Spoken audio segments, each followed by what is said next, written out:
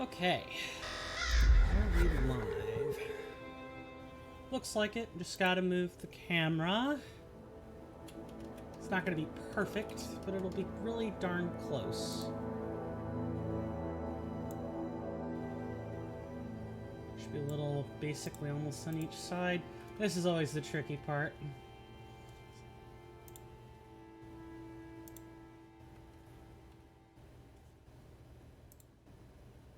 I think I might be a little further to the right than that, but it should be good. Okay, before I do our lovely little intro, now I can hear myself. Greetings, folks. Coin here, or Swirling Vortex, or Steven. Any of those will do. And welcome back to another episode of Elden Ring Reforged. Last time we had a double. We pulled a duel. We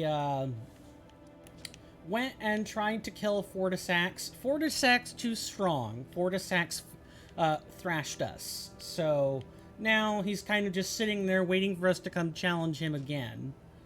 In the meantime, we're gonna try to make some work out of Altus Plateau, and there's a lot to discover here.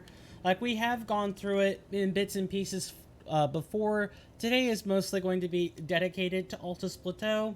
Now, for those who have maybe noticed the stream title, it's like Leyndell, or, you know, another place we haven't discovered yet.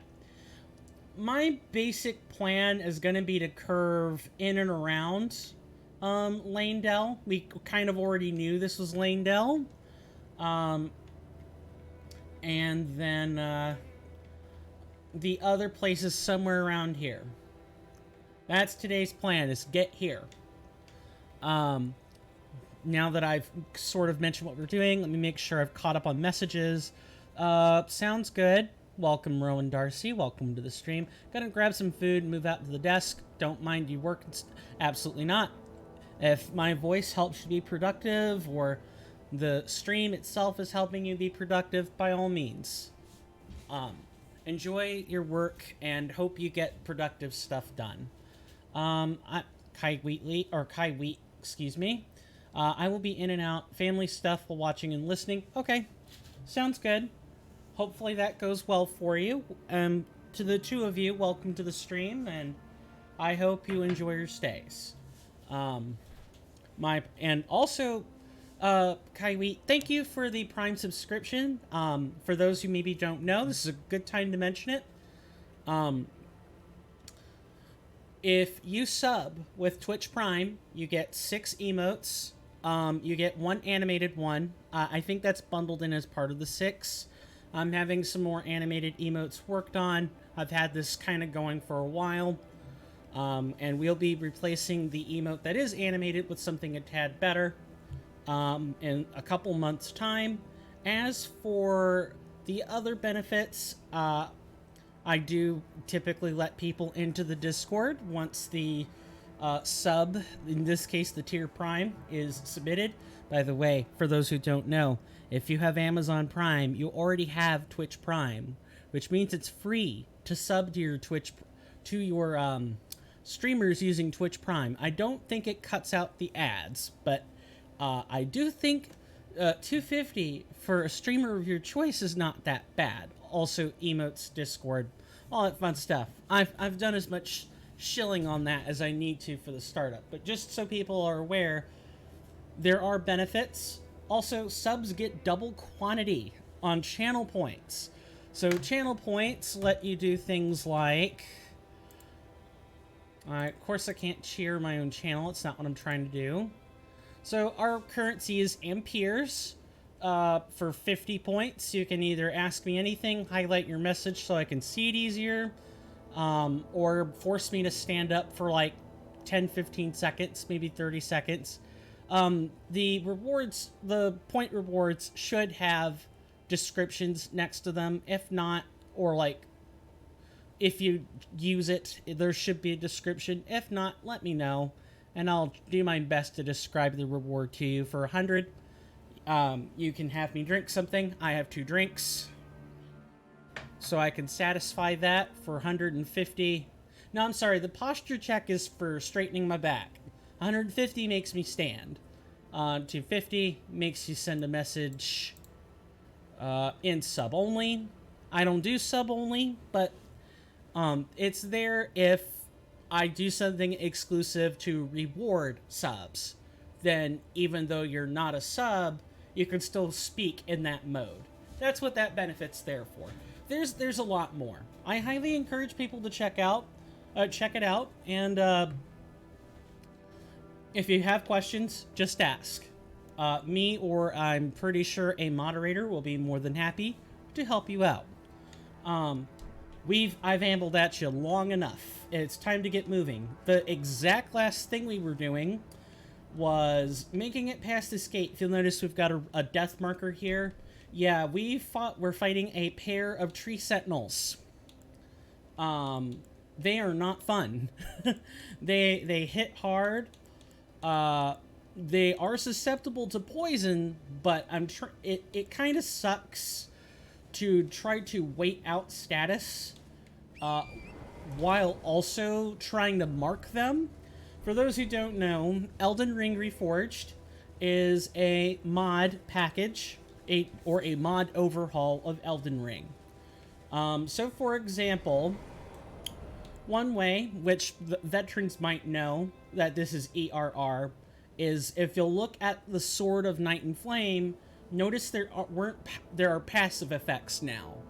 And passive effects that aren't... One of them is base, one of them is not. And their exact functions change. The Sword of Night and Flame doesn't have this in vanilla, like at all. And it doesn't drain status either. That's not the right button. What was this? Jeez. Oh, right. I have to actually examine it. So, just as a proof of concept, oh, I'm sorry. I'm thinking of the status drain as a passive effect. Right? Come on, coin. Words. Yeah, basically, there are several pieces of equipment that have changed. This used to be the Carrion Glintstone Staff. It is now the Dark Glintstone Staff. You can duck. You can block. Oh, and yeah, another way you can tell that this is definitely ERR, besides just, you know, the title and the tags, is if you have a weapon in your offhand, normally you can't block with it like this. But there's an option that is checked so you can actually block with this thing. I can do that, if I so desire. I probably won't, but it's there for deflections. Another ERR exclusive mechanic. I suppose my main point in this is just, hey, this is definitely not a plain or a plain Elden Ring playthrough. There are mods. If you want to know any more about the mods or the various commands associated with them, feel free to ask. You can also go to, or type in !ERR in all lowercase. If you want to go to the mod page file tab, you can find this mod at Nexus Mods, a site dedicated to modding games such as Skyrim, Fallout, Potion Craft, quite a few. If you're wondering what I'm doing now, I am more or less demolishing any resistance that gets in our way, and we're going to go in through the middle section to get to the bridge. Trust me, it's far better that we do it this way than trying to rush through the front gate, with 2 ballistae mounted somewhere on the middle tiers, ready to take us out. Yeah, this is Leyndell proper. Well, not exactly Leyndell proper, but it's like the Leyndell outskirts. And there's a lot of things stationed and arrayed to kill us. That is what I'm trying to get at. It is dangerous to assault this head on. You certainly can, but be prepared to, like, I don't know, be prepared to die if you're not prepared to handle the enemy count. Yeah, there are quite a few soldiers.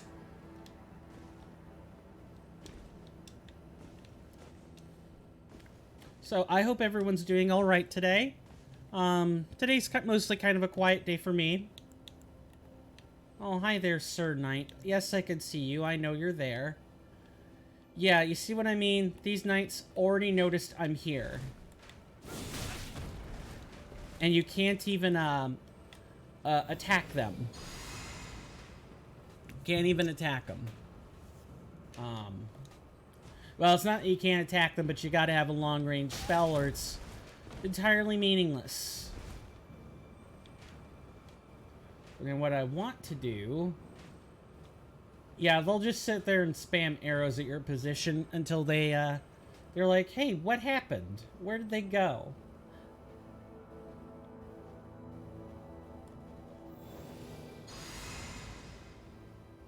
Ah, yes, I made an important noise. Yeah, stealth and, like, stealth detection is modified in this game.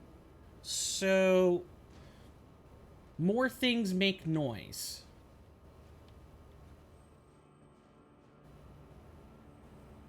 Not only do more things make noise, but sometimes just the simple act of rolling like this makes noise. It didn't used to do that in Elden Ring.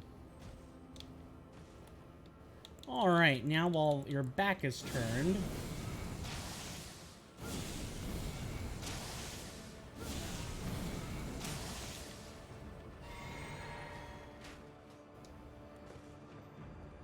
roll under that.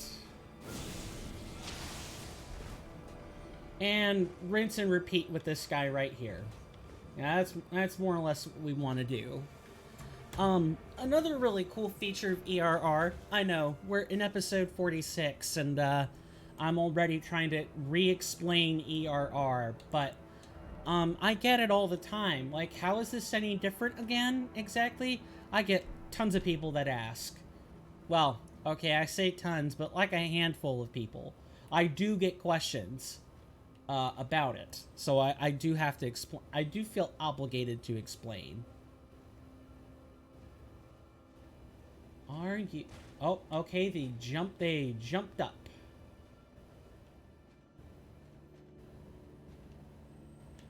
This is the real content. Dun dun dun dun dun.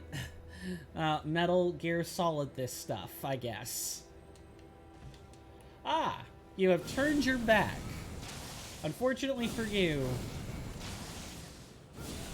turning your back is a Yeah, I thought 3 would do it. Yeah, you don't want to be turning your back, good sir. Sometimes you just have to operate in this way in order to not use up excess resources. Now we are on patch, right, I knew I should have mentioned this. There have been some patches that have come out. So what I want to do real quick is go over to ERR, go to the updates. I'm not going to cover them all, but the big one that is worth covering is probably 6.5. We're on 6.5b, which is mostly bug fixes, but for anything else, the high quality icons used to be a separate file. They aren't now. So when you download ERR from the site, what'll happen is you'll download the file into an extraction folder of your choice, like downloads, or I have a subfolder inside of Mod Engine that I use. Also, I totally realized I could probably just mention it or examine it right here. Okay, so yeah, this is the file. Like, I'm going to extract this file. Before, you would have a separate file for high quality images that would have to be also extracted and merged into here. So I'll open Elden Ring Reforged 0.6.5b. Of course, I'm talking about 0.65 in terms of the notes. So there's this new program in here. This new program is a program made by Evidian. Evidian is the is like the partner for Kernifer. Kernifer has a small team around them. That's the guy who actually made the mod. Pretty much the program will just patch the folder for you. Isn't that great? You load it up, you click on it, it packages everything. It's really neat stuff. And you only have to do it once. Of course, I do it every time we have a new update because I'm just replacing the whole folder, but you totally don't have to do that. Also, if you use a PlayStation controller, you can change the prompts. Yeah, this is a really nice quality of life. That means instead of downloading like a whole megabyte or whole gigabyte, no, it's like, what is it, 500 megabytes? No, it's a large file. It's like 1 or 2 gigs. Now instead of that, it's way smaller. It consumes way less memory. It's great. Other than that, mostly what's here is like quality of life changes. Law of Causality, a spell we don't have yet, also gains a slight bit of damage, which is great because Causality doesn't exactly do that. Hitbox adjustments, like weather changes. Yes, this changes weather and lighting. It is an overhaul. A new Site of Grace. There's an escape portal for a boss we have.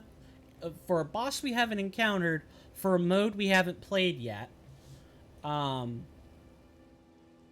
then there's a bunch of bug fixes after that. That's mostly what 6.5 does, is like it's basically a back-end update.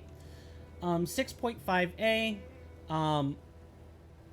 no longer accidentally removes restored great runes.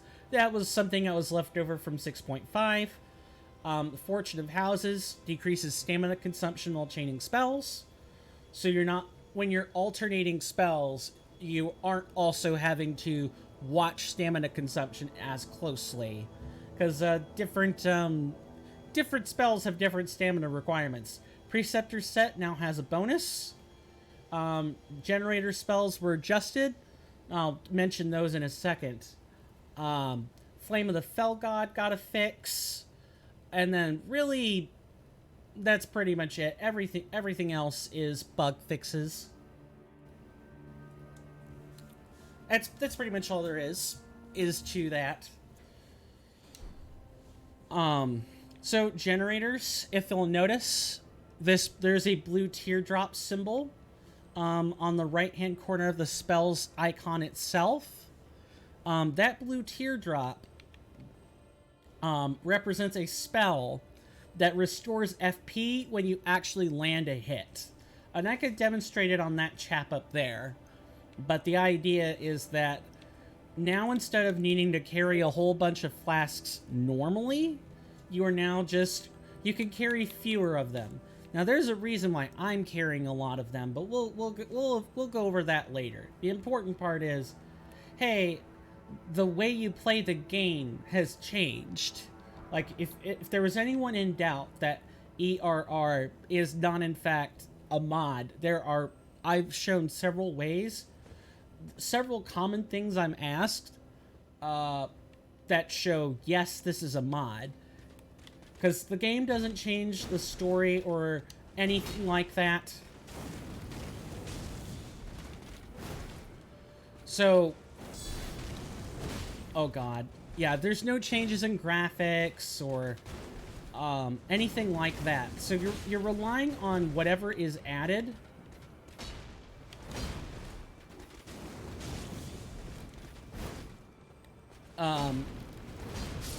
Yeah, you're relying on added items and mechanics that you know don't exist in regular ERR.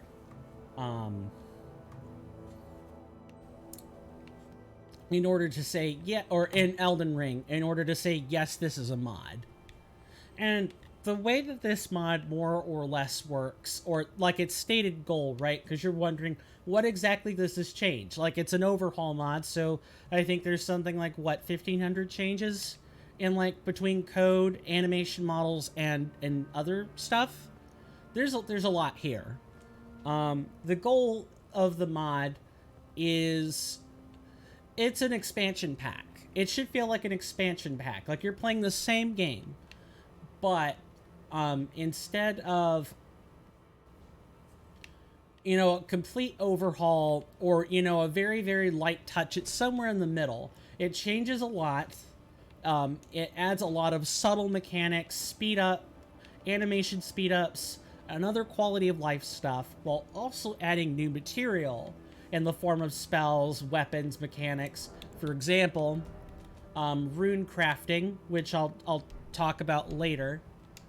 If we have to go and turn in rune pieces, which I believe I can.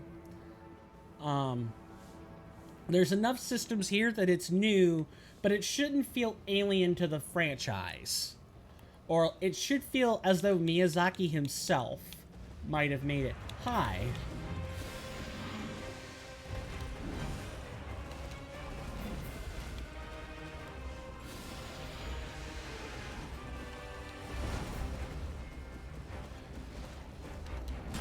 So, welcome to a duo boss. These are the tree sentinels.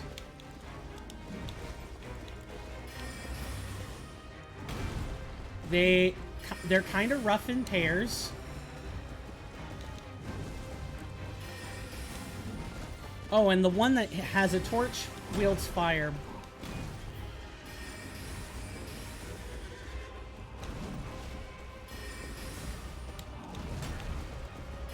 Did we just not get the second one? Oh, if we didn't get the second one, I'm going to take advantage of that. Yeah, I think the second one's out of the fight now.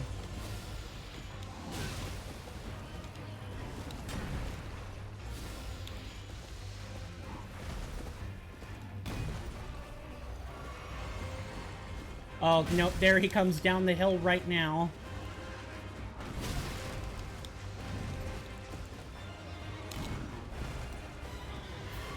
Or not? This is weird.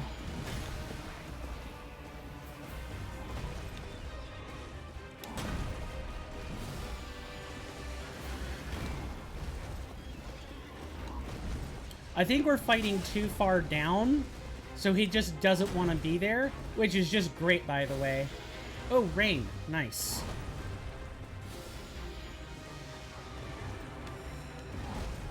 Really? Alright, then.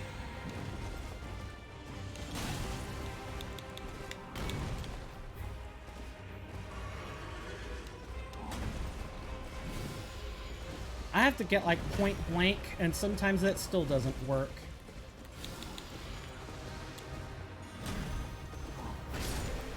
There we go, that's one tree sentinel.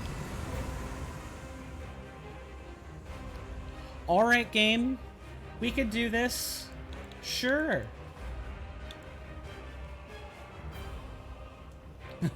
So I guess this was the rare case where I managed to get them so far separated that they didn't actually help each other, which I like.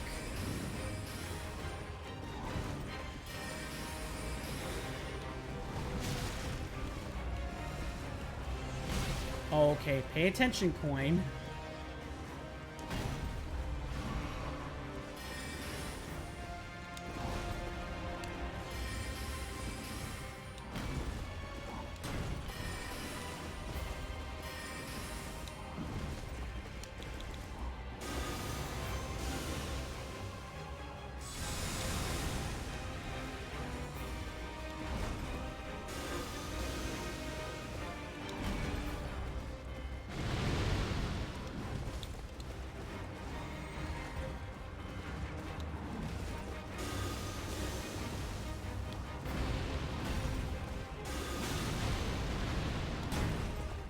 What the heck was that?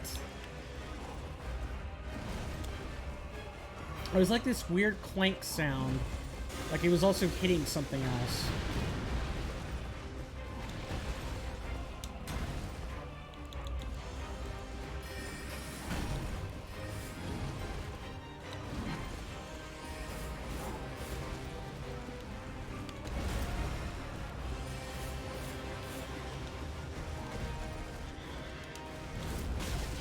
Oh, nice delay on hit there.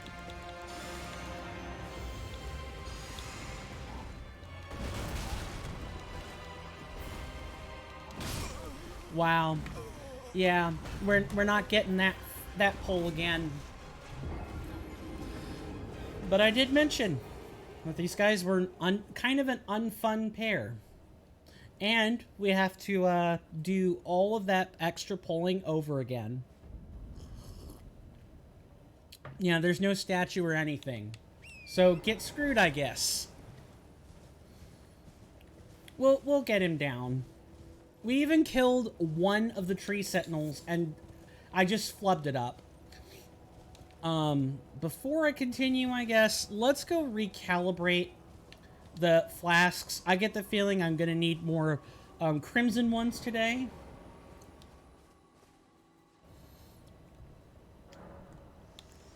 Trying to think. I guess if I'm gonna go through the effort of recalibrating flasks, let's go and turn in those great rune pieces as well. We don't have 4 of those. Let's allocate these properly. I like having a balanced array of these when I can. The only reason I had more, or had an uneven amount, was when I was working on Fortisax, and I just needed as much cerulean flasks as I can get.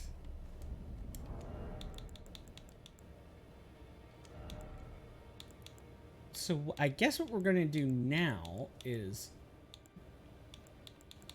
put on the other potency item. Where is that? It's here. But then I have to get rid of it. Not that we need this armor for much anyway. We can actually probably afford to swap it, if I'm being quite honest. Maybe... Perhaps Royal Remains might be a good option. Now, for those who don't know how to get that set, Royal Remains set, you get when you defeat Ensha, if I remember correctly. That should be how you get it. And this basically says, as your HP is reduced, you gain a corresponding amount of HP regen per second. I think it's like every 5 seconds in vanilla, and it's like a very subtle amount. And in ERR, I believe this is more noticeable. Right, rune pieces. Something else I wanted to show while we're here. Forge binding runes, cradled runes. Except you need 100 runes. Hang on a moment. I forgot that there's a really, really tiny rune requirement for these. It's really, negligible in the grand scheme of things. You have way more methods of acquiring runes in ERR. In Elden Ring, you want to kill bosses. In ERR, go explore. That's a far better method for acquiring runes. Go fight the field bosses. Because of the way that the rune acquisition rates have been adjusted, actually gathering the runes, or actually defeating the sub-bosses or dungeon bosses, is way more useful in general. And obviously, continue to avoid things like rune bears unless they're guarding items. Then I would only kill rune bears if they're in your way. Even though the rune amount is still not really worth the trouble of fighting the rune bears, it is more... You do feel more compensated for your effort. So, binding runes. Every time you get a great rune, and I believe you need at least one in order to even see this menu, you can go talk to Enya. Enya will say, here's a menu of binding runes. And you need 20 rune pieces, which are actual collectibles in the game, in this mod, and you can come exchange them for various perks. If you'll probably start out with Godric's grafted binding runes, and each 20 rune pieces will allow you to exchange them for, in this case, it's a stat boost. So you now have a way to just passively increase your stats as you explore. This is fantastic. I think I showcased this like 3 episodes ago, but it's worth showcasing again.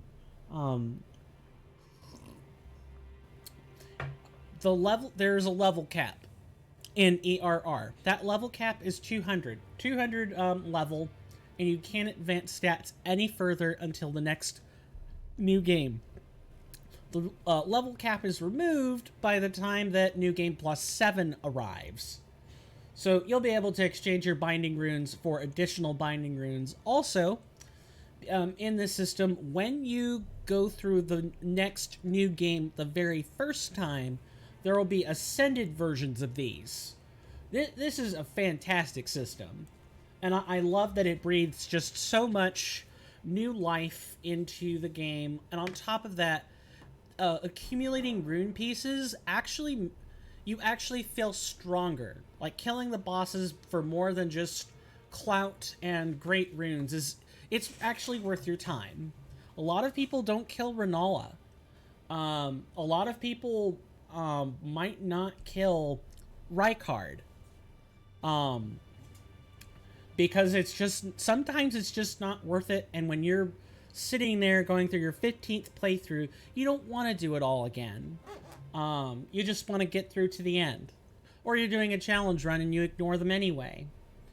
So this system is a way of rewarding both exploration and in New Game Plus, I believe you can also just straight up kill bosses for remaining rune pieces. The system is so cool. I'm so excited for you to walk me through this game at some point.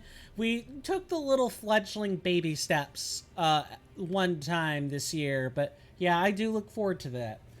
Elden Ring Reforged is, I would say, slightly more difficult than vanilla. Some decisions feel arbitrary, but the mod author has the right to them. But it's fun. There's a lot more build choice. At least in my humble opinion.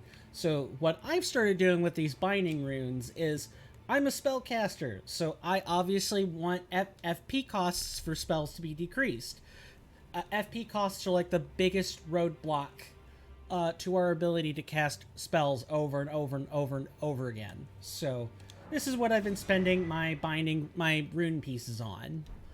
But if you kill the Leonin Misbegotten, you actually get you get skill FP costs, you get maximum stamina, maximum equip load. Like, this unlocks the skill-based strength and dex build enhancements. The system just blew my mind. When I saw the rune crafting system, or like the rune binding system, I'm like, wait, why? I assume there has been something going on in terms of like discussion on the Discord. For those who don't know, Elden Ring Reforged has a Discord, and inside the Discord, I'll kind of just walk you through a little bit of it. Once you join in, which you can totally do through Elden Ring Reforged's mod page, you can get there by typing !ERR and go to the description tab. It'll be right there. You'll come in. There will be the updates right here. And people contribute ideas through gameplay topic discussion. That's more for helping each other out on how to play the game. If you actually want to give, like, these are some ideas I'd like to see in the game, come over here to feedback and suggestions. There's so many forum posts. I've started some. A lot of the mod team that helps Carnifer has started some. And all kinds of other people have started suggestions on possible ideas. A lot of them are usually rejected, but that's just because of either the nature of the idea isn't possible in ER modding yet, or, you know, it doesn't fit with what the mod is trying to do. Um, and that all that stuff is discussed pretty much at length in that subset of forum channels I showed. Um, and there's a lot of good people there. Sometimes we get, you know, jerks who come in and are racist or misogynist. You're always going to have people like that. But thankfully, we have a pretty robust set of moderators in that server, and usually that kind of bad behavior is cleaned up pretty easily. If there's like a low tolerance for it. Sometimes if the offense is minor, it's like you get a discussion and then people get banned or timed out. But there's at least a set of mods who are willing to do their jobs there, which I'm more than thankful for. Now, as much as I would love to continue gabbing at people about ERR, it's a great mod. We do want to get past this gate sometime today. Also, I'm fairly sure I just attracted attention.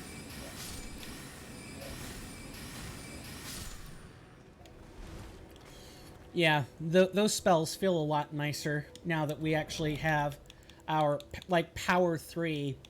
And as we get close to the end game, we're going to see a lot of my decisions come down to what is going to help me pierce through defense the best. What is going to help me... There are the ballistae up there, right there on the first tier. So taking this side passage does let you ignore them. Even though bosses and stuff never have higher than 50% resistance to any one damage type, and most of the damage resistances or status resistances are reasonable, sometimes you just don't have the gear. Sometimes you're still going to get stonewalled. This is still a FromSoft game. It's still hard. It's not easy. Even though animation speed-ups and all kinds of other quality of life changes and extra improvements make the game more interesting, it doesn't make it easier. And that's kind of another stated goal, or at least an implied goal, is that when we're playing in normal mode, we expect the same level of challenge as what is described in Elden Ring itself. Now, one other neat feature about ERR is that it has difficulty modes. On top of, like, extra modes, such as adventure mode, or an alternate quest.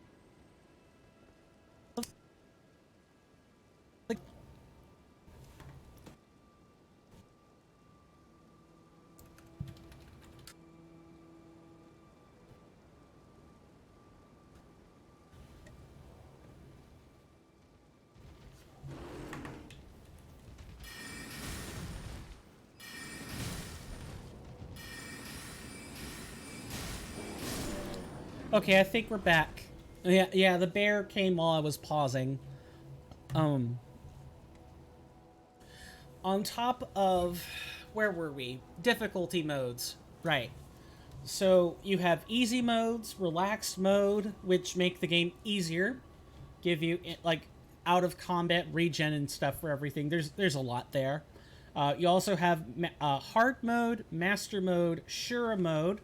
And for those who are wondering about seamless co-op, a additional mod, a separate one that makes Elden Ring capable of being played multiplayer, you'll be pleased to know that there is compatibility between ERR and seamless. So a lot of times, if someone is playing this mod, they'll play it seamless too, which is great. We even have a... in that server that I showed earlier, the ERR server, we have voice chat rooms where people can play seamless together and that mod at the same time. It's fantastic. It's great. And ERR is kind of something I'll be sinking my teeth into a lot more as time passes. because I want to do this mod. I want to do challenge runs with this mod. I would actually like to try some hitless runs. I'm not good enough for speed runs, but I am good enough to at least make some solid attempts on hitless. For those who don't know, that's a challenge. That's pretty much a type of challenge run where you go through the game and you avoid as many hits as possible. And the ideal is 0. I don't want to be up there right that second. Can't craft any items, but I can at least buff myself.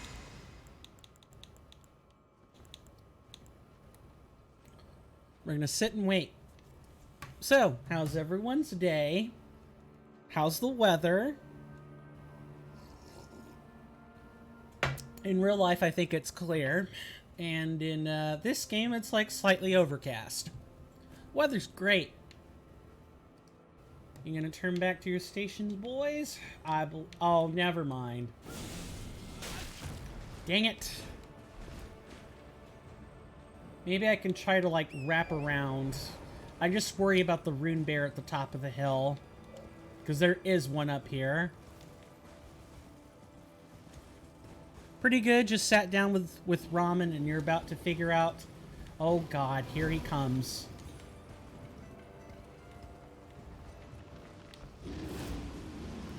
Sure. If you wanna come through here, by all means, rune bear, come through here. I'll introduce you to the best status effect in the game, Death Blight. You're about to figure out what's going on with Foundry? Something the matter with it?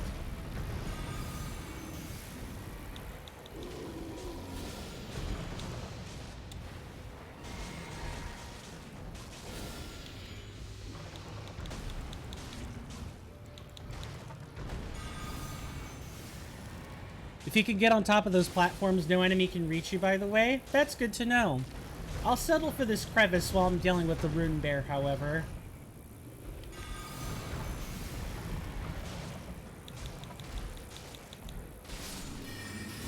And that is how you kill a rune bear pretty freaking easily. Just get where they can't reach you and proceed to kill it to death. Oh.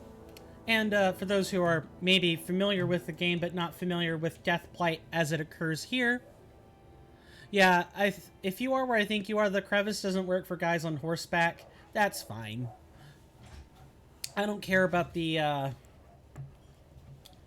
knights quite yet.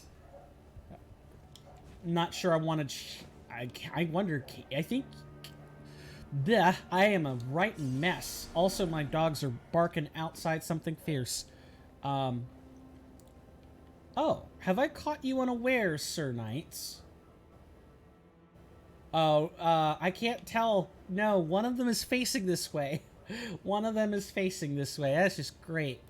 I guess we'll try to deal with... No? Gosh darn, those helmets make it hard to tell. No, they all have their back turned. That's good. He sees when you're sneaking. He knows when you're standing up. I don't want to finish this song or else I might get DMCA'd. Alright. Yeah, they... Curse these bi-directional models. Uh-oh. That's not good. He'll shoot you with his bow real bad, and then you're out of luck. Oh, yep. There you go. My mod is the master of ad-lib. I think I can reach it with Golden Star.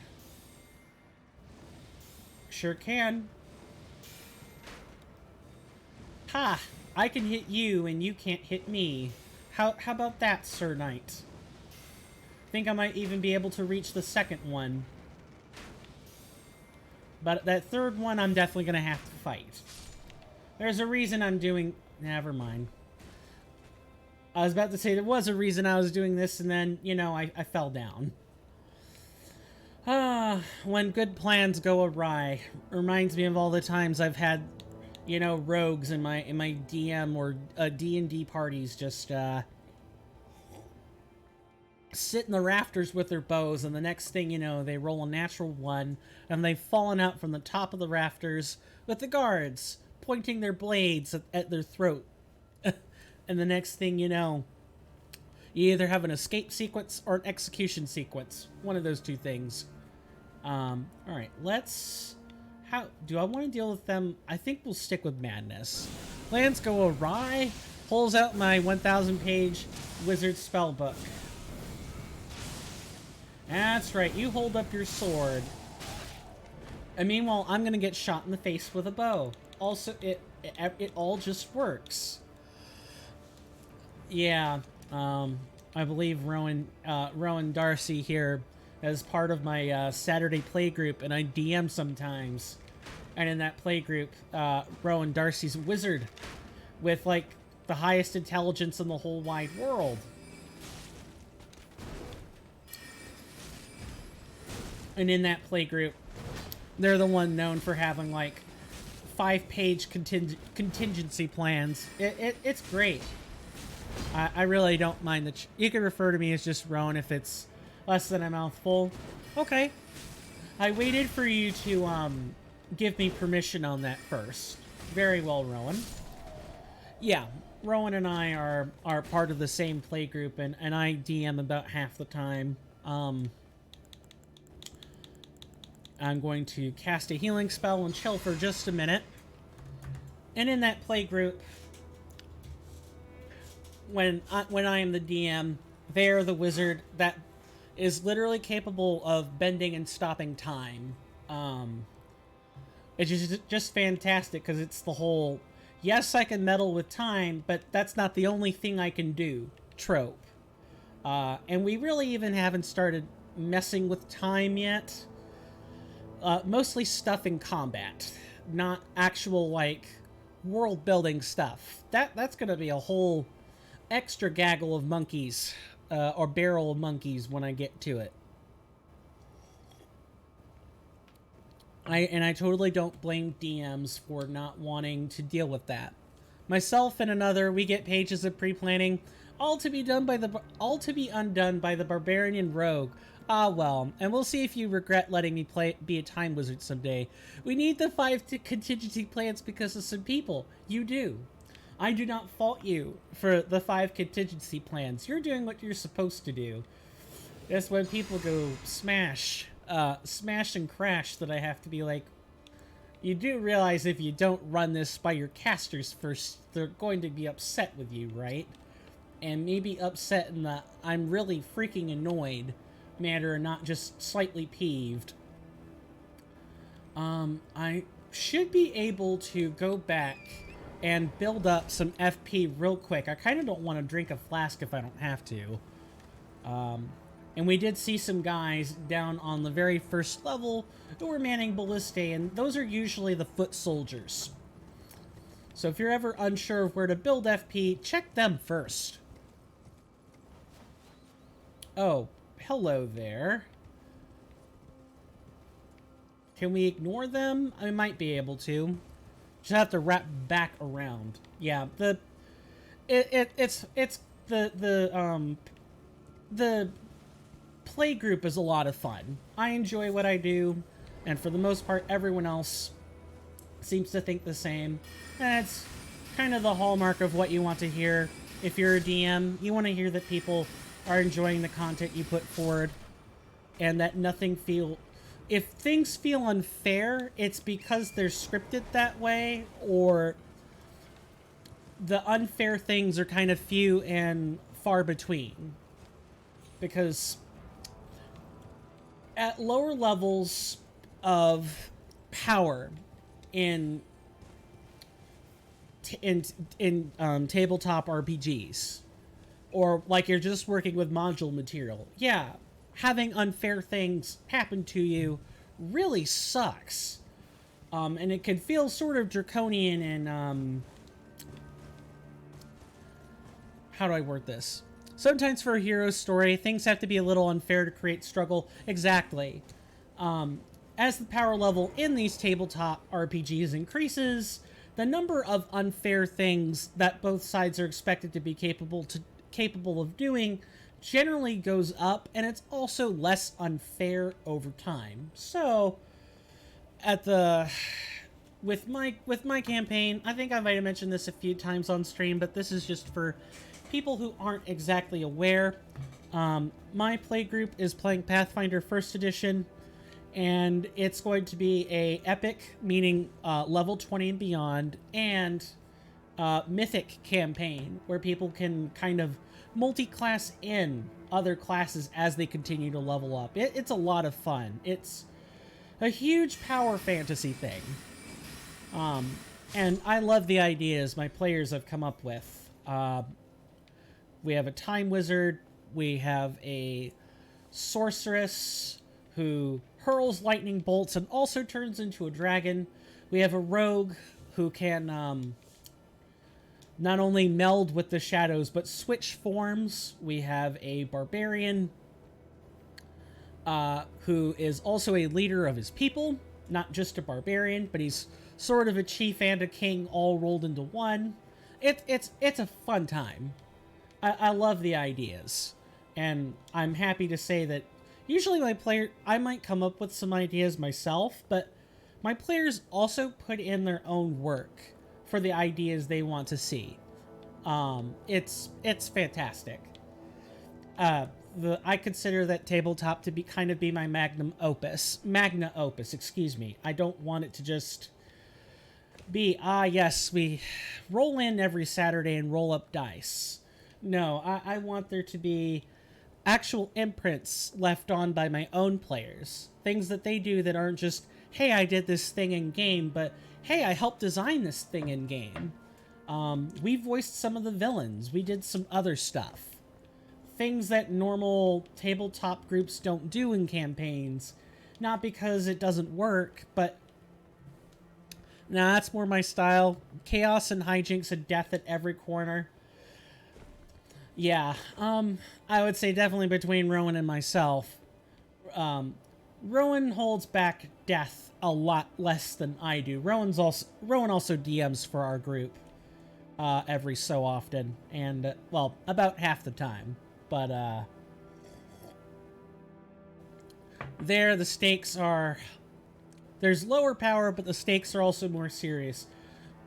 I'd have to explain the plot, and we've spent entirely too much time. Look, I spent 15 minutes talking about tabletop stuff and not fighting either of these two charlatans on horseback at the top. So what I'm going to do is we're going to have another go at these men on horseback. If we win, I'll keep going for another 15 minutes, and if not, if I die, go ahead and take the break. A break's coming either way. It's just if I win, I'll take the break at 1 hour and 15 instead of 1 hour, or after death. You've got this? Thanks. I've been killed by Mr. Rowan Darcy so many times. I was about to say, Kai Wheat has more experience on this than I do. Alright. Are you just going to sit there and hold your shield?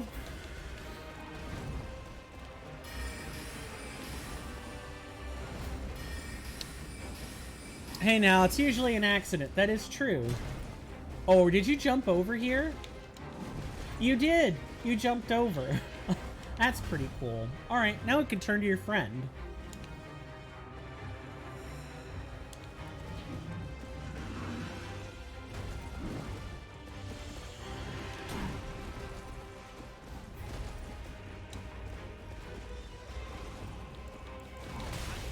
Okay, got it.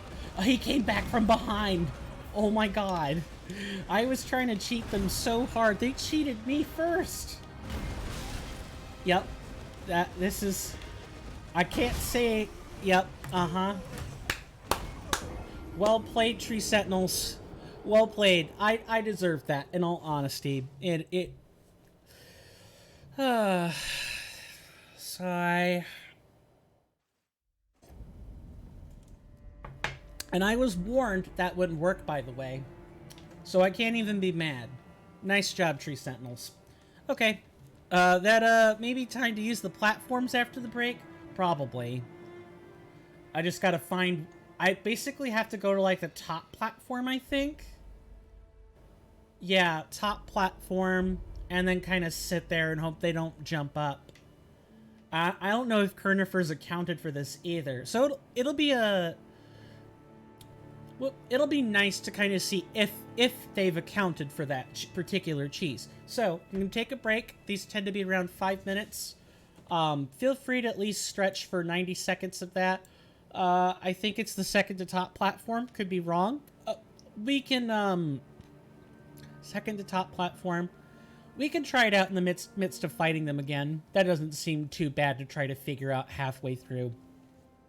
Definitely feel free to stretch for at least 90 seconds of that 5-minute break. I'm going to be playing an ad that's about that long. And when we come back, I guess we'll make more attempts at the tree sentinels. Do you have a bow or something where you could take pot shots at them? Yes. I have magic spells. I know you gotta use Torrent to get there. I should be able to mount Torrent in that fight. I haven't actually tried yet.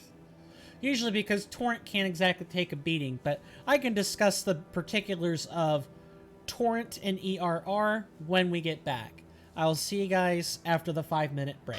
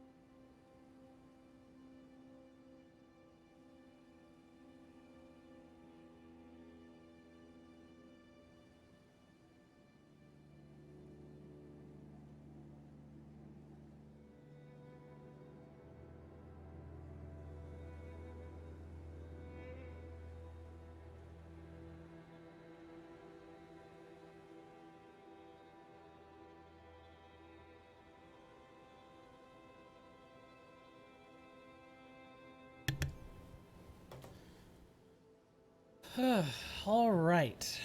I am back. I do apologize about that. Make sure I haven't missed messages anywhere. Nope. Other than break time for Mr. Rowan Darcy. Very well. Enjoy your break. Let's get back to more of this. We've got a pair of tree sentinels we have to kill. Now, granted, do we actually have to kill them? No. We can go around them and just come at them from within, but that's cheap. I don't want to be cheap. I want to kill them and then go inside the gates. If I do it the other way around, well, I'm already kind of being cheap as it is. I don't know.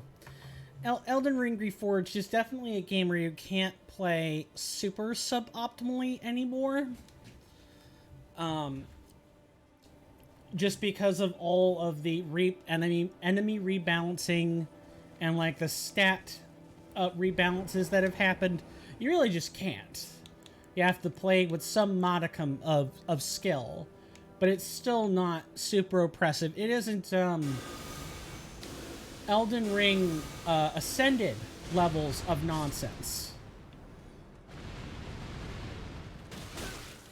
Nice.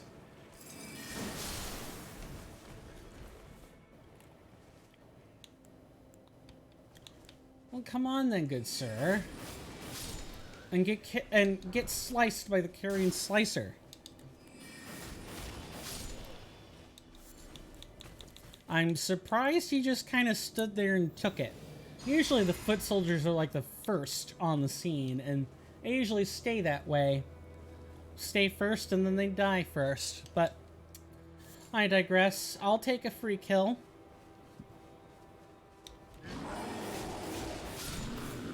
Look, beautiful. 3 slices and they're down. Carrion slicer is a really good generator. It's fast, it regenerates a good chunk of FP. Per slice, it's just great. It's great stuff. Now, I believe we have to kill Rune Bear again.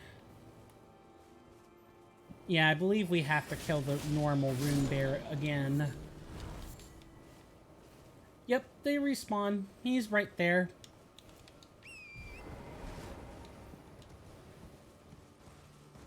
So let's just take care of it then. Yep, here's that roar. See, did you notice? No, he actually didn't notice. Great. Absolutely fan-freaking-tastic.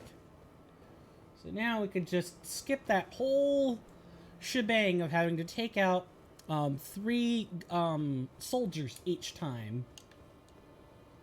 Okay. And quickly get back before something happens.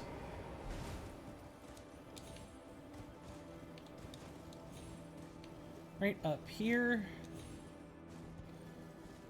Yeah, right around here is probably where we want to go. I don't think they can touch us.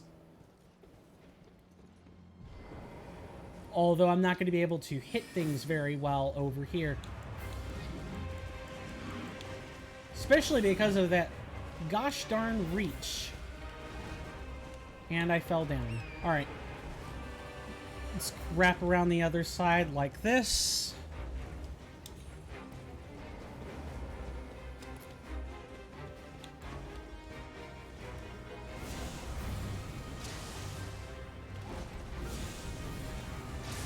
Oh, beautiful. I love a good cheese.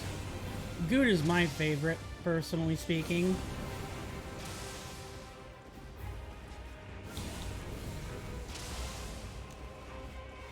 Were they manned? I couldn't tell. Yes, yes, you and your... Alright, we're gonna switch targets. I don't think they know what to do.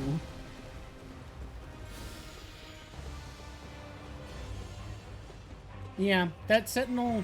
Those sentinels keep disappearing and reappearing, I've noticed.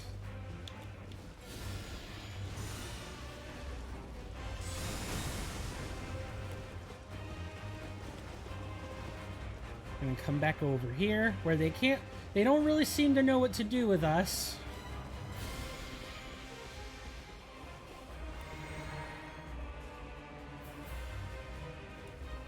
That's right, come this way.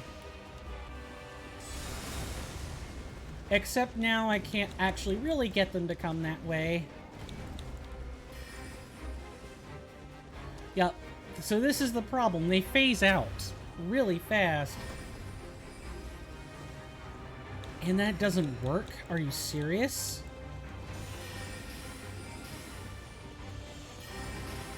But casting spells does stop them from phasing out. Which is good, I guess.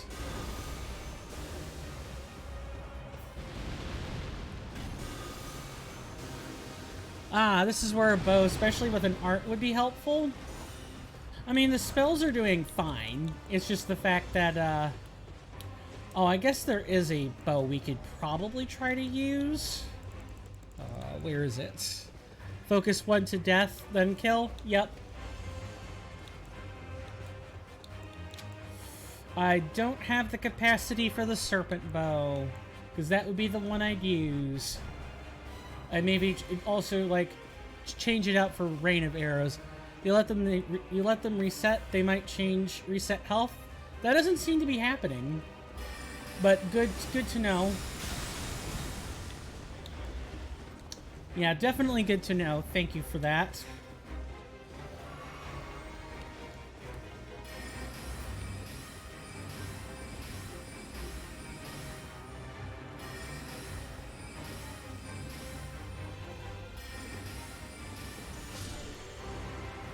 Alright, that's one of them.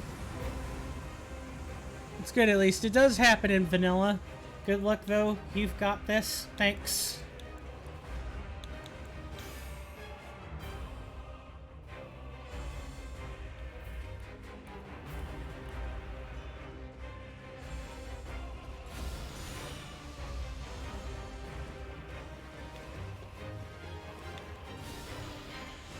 Alright, that's it, good sir. Come on this way.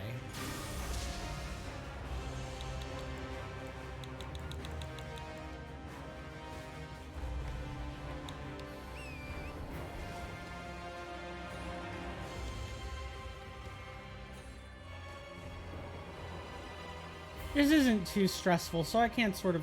What are you doing? Alright then, maybe I could stand a little closer?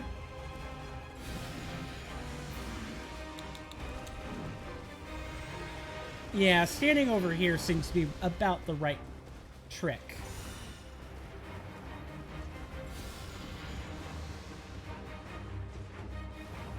That's it. Breathe in the poison.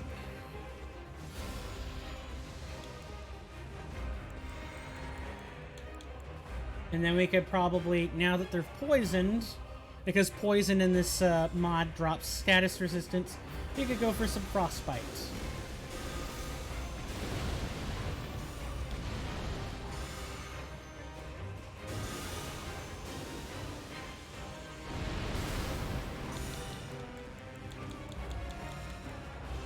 Oh, we're stuck now. Gotta wait.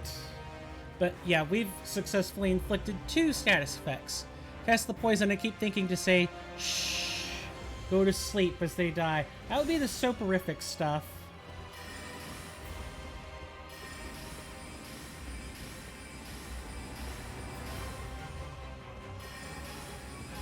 And they can snap that reflective shield pretty quickly. So that's why I'm being careful with what I cast and how I cast it. They've only gotten faster at that shield as well. Are you just gonna walk back, or... Okay. Yeah, they're gonna cast the spell. Well, thanks, K, bye. That's exactly what it's saying.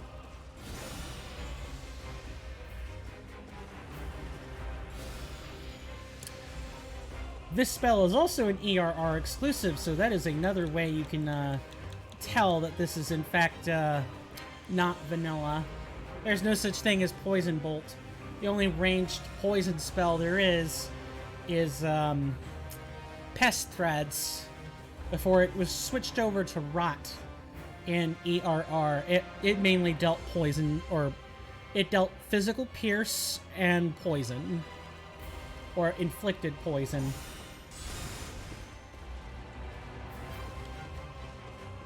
Uh-oh. Quickly. back up on the platform before we die.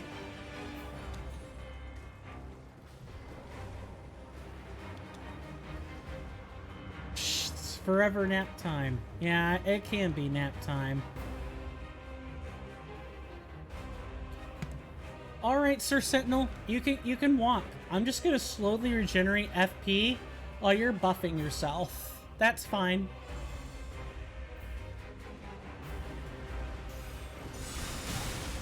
Well, this is less fine.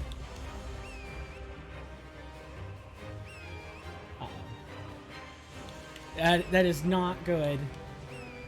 Yep, there we go. Let's get on Torrent before bad things happen. These guys took me ages to fight solo. Yeah, too close to the wall. That guy is regenerating health. That is a little bit of a concern. You know what? I'm gonna go on foot and finish this.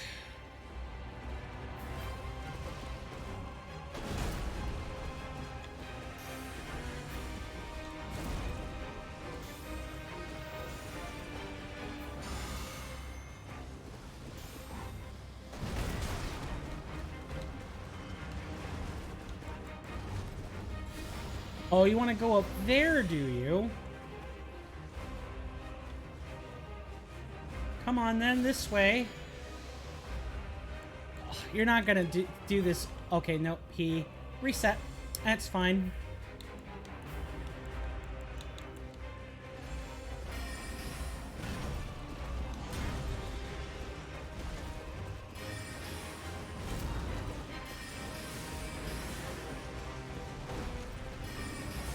He got lost and had to TP home. Clearly.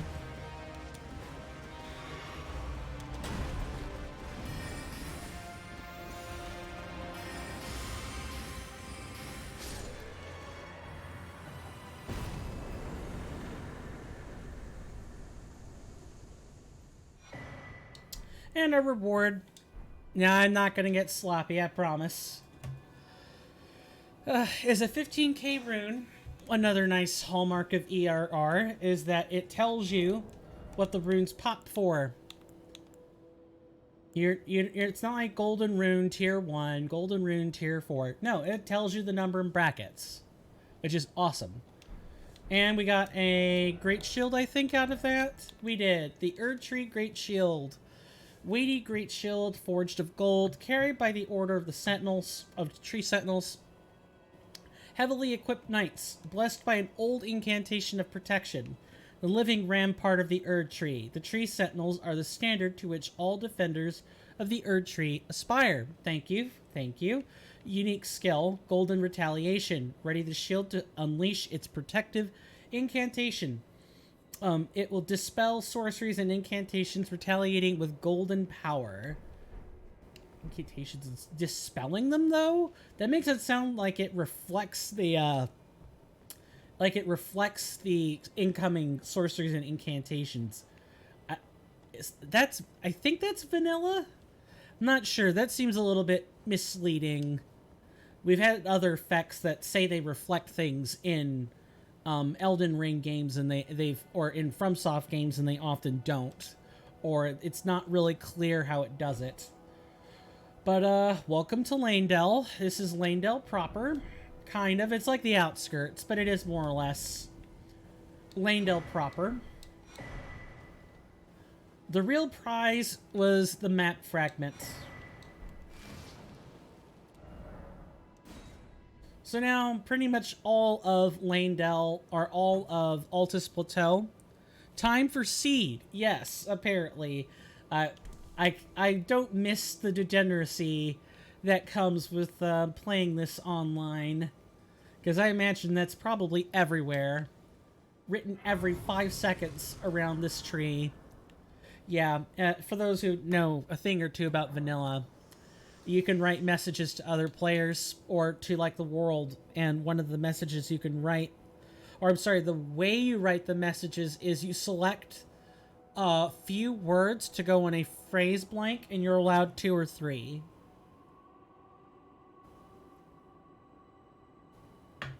Like the classic time for finger butthole. Exactly. That exactly. Like, even though those words aren't exactly dirty by themselves, the way they're put together, you're totally meant to take it dirty. Like, that's just how it is. Yeah, there's a huge, I don't know if I'd call it cesspool, but there's definitely a whole bunch of degenerates and, you know, trolls who play FromSoft, like specifically Dark Souls games. It's almost a charm of the landscape. Well, I would keep going, but we have a couple of bits of business to take care of first.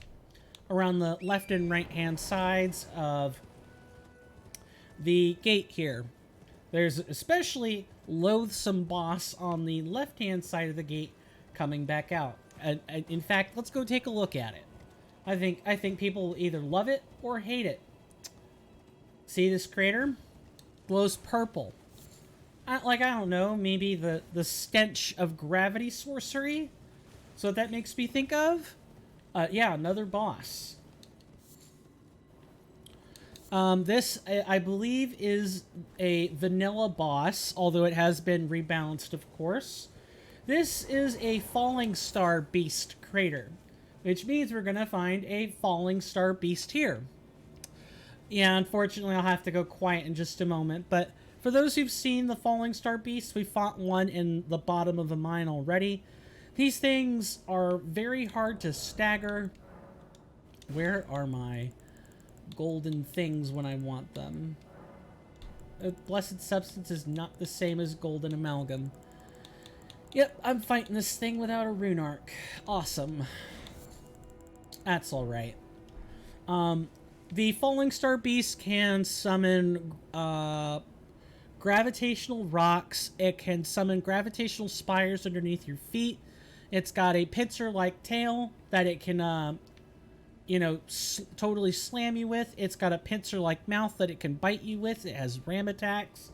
This thing has got all kinds of different kinds of attacks. I think I said kinds twice, but still.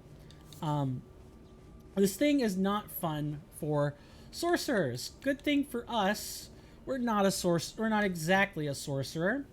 We have all kinds of tools at our disposal.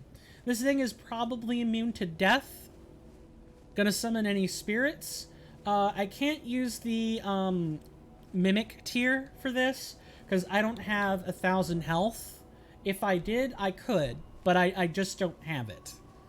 I might have to put more points into health as well, just so I could do that.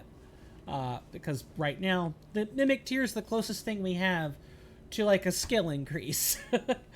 Alright, let's take care of these. I think these are called Alabaster Shaman, but I could be wrong. I'll probably get Leyndell otherwise.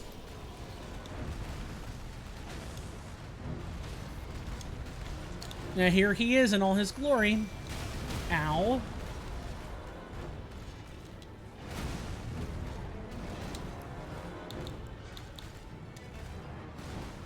Oh, and yeah, if it weren't bad enough, this thing hurls rocks. Ow. And I rolled away instead of into the attack.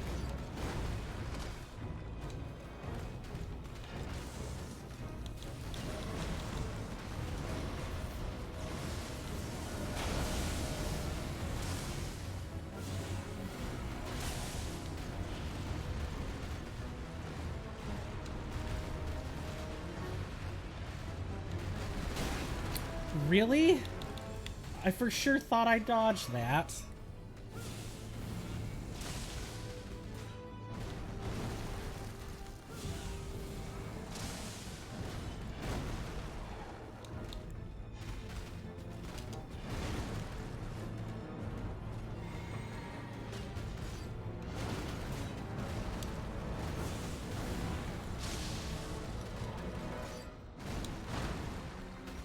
Yeah, he is a lot faster in this.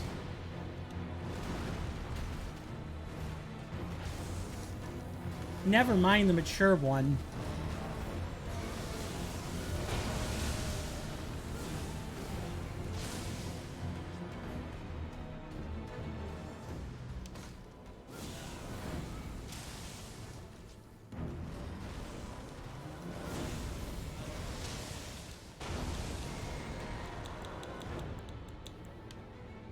Oh, I did.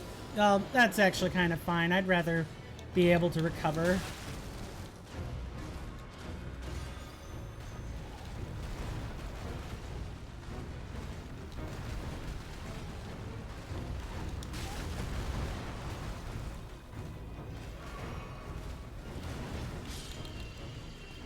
Did we get that? We got the codex. Okay, we got the codex entry. Good. I was really worried that that mark was going to wear off. The Signs of the All-Knowing, another unique ERR item, allow you to mark an enemy to fill the bestiary with. Was worried you weren't going to get it in time. Yeah, the signs apply a status that lasts for approximately 20 to 25 seconds. If my memory serves me correctly, which is a lot of time in terms of these kinds of fights. 20 to 25 seconds is a lot. But also, with the kind of build we run, it could very easily mean very little. Because we're not always the kind of build that, you know, when we apply the mark, the next spell we land or the next attack we do is going to kill something. We employ a lot of status effects. So sometimes 20 to 25 seconds is just not long enough. But it's up to us to switch out and use our faster, more instant, and more instant damage type spells, like Frenzied Burst. I'm fairly sure you could also poison the guy, which would have been great, and I think he might have been poisoned right at the very end. Couldn't say. Nonetheless, we got him. We got him, and we can look over that beautiful codex entry when we return to the rest site. I don't think there are any items up this way, but I'm going to just do a clean sweep and be sure. Yeah, oh, never mind. There are workers in these craters. Yeah, we might get 1 or 2 items in here. Gravity clusters. Yep. These are... They're not stone diggers, but they're pretty similar to the stone digger trolls. In the sense that they can pull rocks, like gravitational rocks, out of their pockets and attack us with them. It's also similar to the tactic used by the... oh, we did already mark these. Good. Used by the Cuckoo Knights and Cuckoo Soldiers. They also pull out magic rocks from their pockets and throw them at people. And they're nasty little rocks, too. They splinter into 1 to 3 shards and home in on your position. I mean, it's got very strong tracking. It's not exactly a homing projectile, but it does have strong tracking. Ah, yes, Sir Starcaller. I appreciate your help and educating the populace of my stream about what you can do, but your work is not necessary. And what really sucks is not being able to ragdoll these bodies. Like, yes, you can do them, but that's sort of the charm of the original Soulsborne trilogy, is being able to knock around the corpses silly. Super silly. I could do some cool things with Dark Souls corpses. I could not do too many cool things with ERR corpses, or Elden Ring corpses for that matter. Oh, 1 hit and instant death. Okay. I don't mind my spells being that powerful.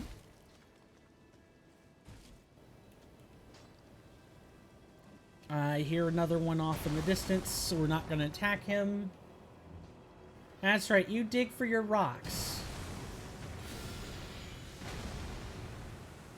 Oh, never mind. That's a special... Yeah, one other lovely thing these star callers can do is they can actually coat their weapons in rock, and it changes the damage typing on the weapon, which is really cool, but at the same time, it's irksome if you're wearing armor that, for instance, has a ton of strike resist, but not a whole bunch of pierce resist.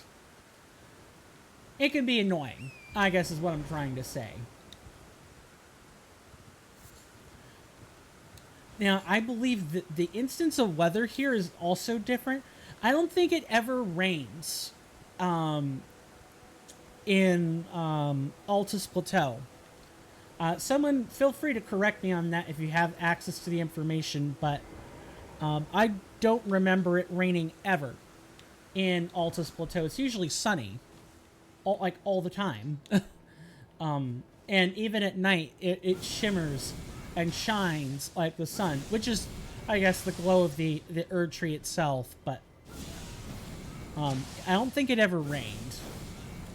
And as of patch like 6.5, there are extra weather effects that are thrown into the pool.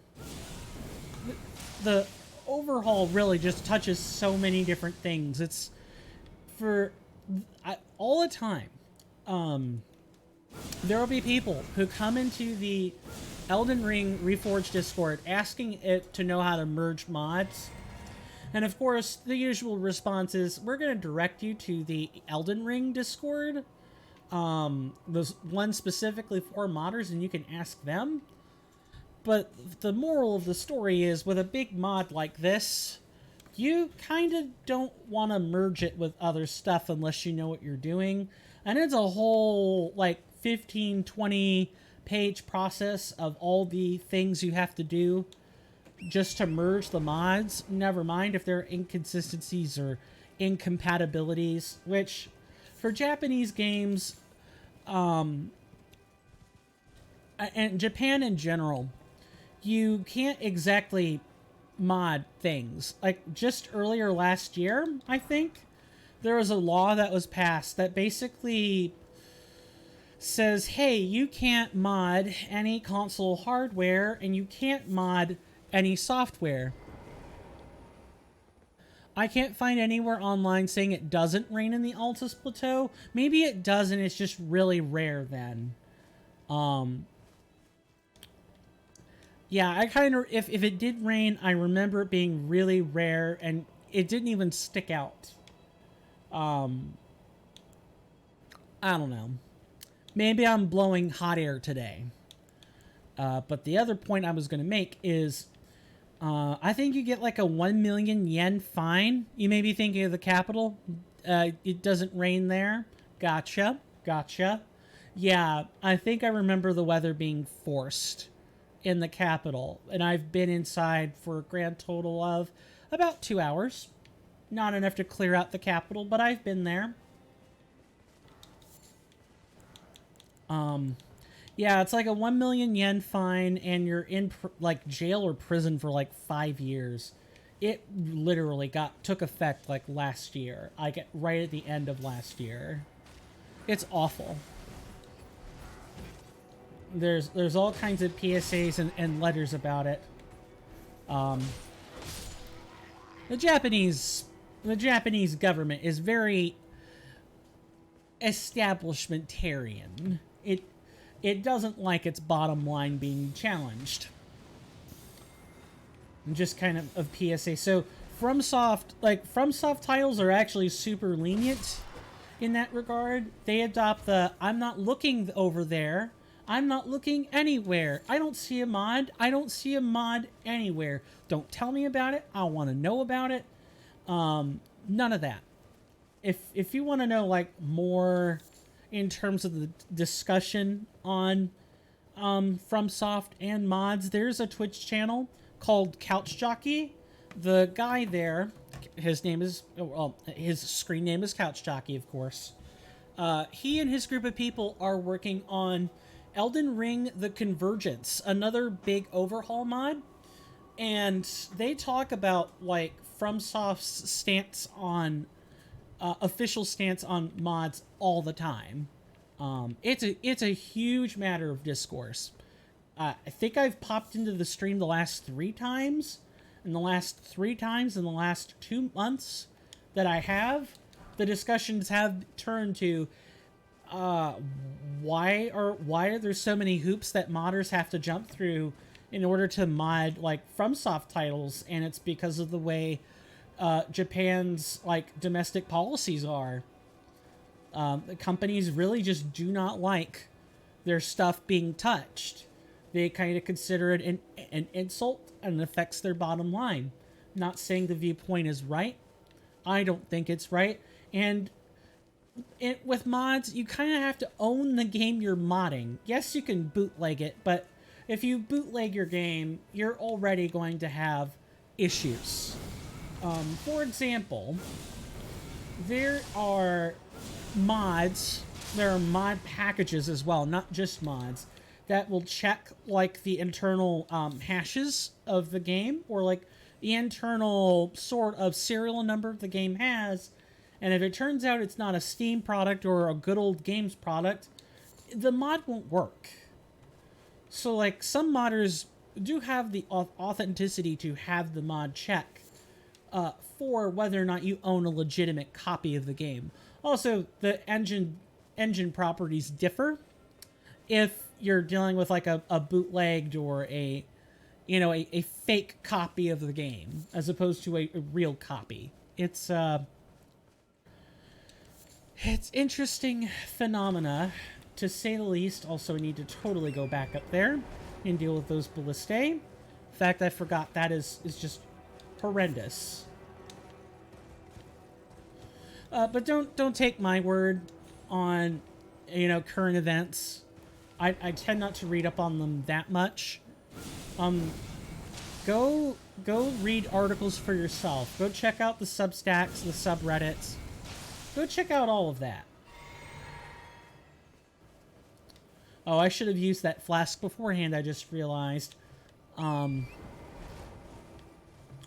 It's a very disturbing read to read the law that got signed in, like, what, 2020? Maybe, yeah, 2020, 2021, I think is when that particular law was authored in the governing body of Japan, and I think it took effect at the end of 2022. There was huge hubbub about it. I just don't remember all the details. And it would be one thing if the punishment fit the crime, so to speak. But $1,000,000 yen? Come on. 5 years in prison? Or jail? Come on. Ridiculous. It's absolutely nutty that the punishment just does not fit what the Japanese government and like its corporate interests perceive as a crime.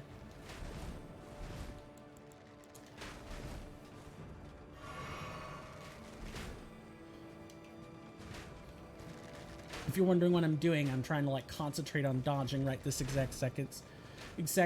For reference, it's like 7,400 US dollars. Yeah, that's...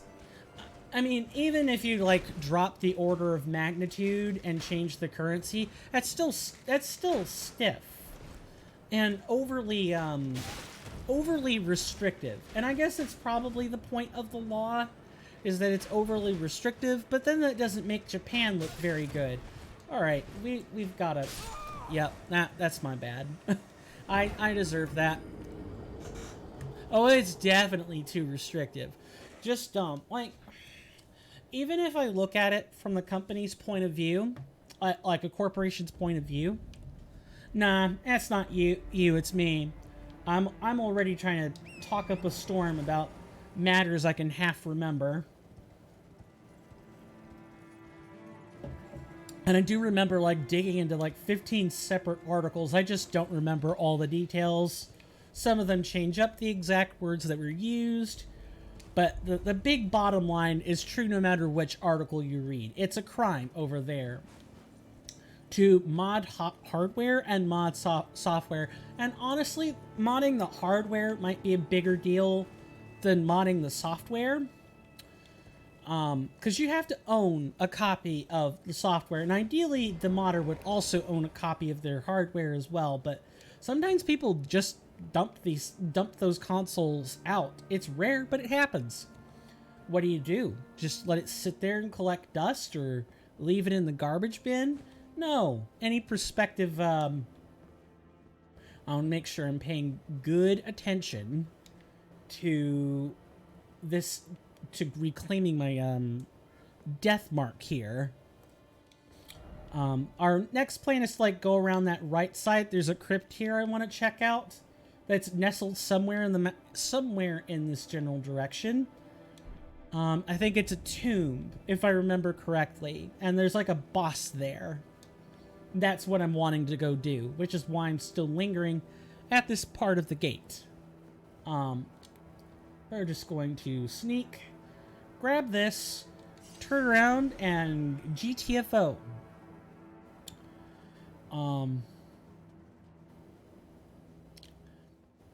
Yeah, it's a whole mess, and I get wanting to protect your like IP and your material, but that is not the way. That is not the way to do it. And also, these corporations just do not. I don't want to say they don't care. I just don't think they have the same perspective on what mods do for consoles and game communities in general. They're more concerned about whether or not obsolescence is in play or not. Obsolescence, for those who don't know, is this sort of design philosophy where things are specifically designed to go bad every so often. Usually in multiple of years, and then after that time, usually after that time you're meant to replace it. Obsolescence is a common thing in like cars, for example, or phones. Phones are surprisingly also part of this model of obsolescence. It's strictly there to make sure that the companies that are involved continue to have a business and people aren't sitting on something they bought for 20 years, because otherwise companies would probably make something of interest, but they would probably let a conglomerate sell it because it costs like building space and stuff to keep that. And obsolescence is something that gets me kind of upset, because it's not predatory, but obsolescence is used too much in too many industries. Used too much in too many industries where, quite honestly, the product could definitely be worth a lot more in exchange for it not being so obsolescent. It's just... Man, it is exhausting talking about this. Perhaps because I am fighting back frustration. So, it can be predatory when you consider how much we need tech for daily existence. Yeah, I guess. It's one of those... If you're just playing the game and you're a part of the system and playing and doing what it asks you to do, maybe not. But if you're perfectly aware of how predatory it is, or how much extra money you could get out of things being obsolete, then yeah, predatory. I agree. I just think it depends on what the people involved are doing. Like the corporations and people who make products and services. It depends. Not everything answers to like the cadence of it's not.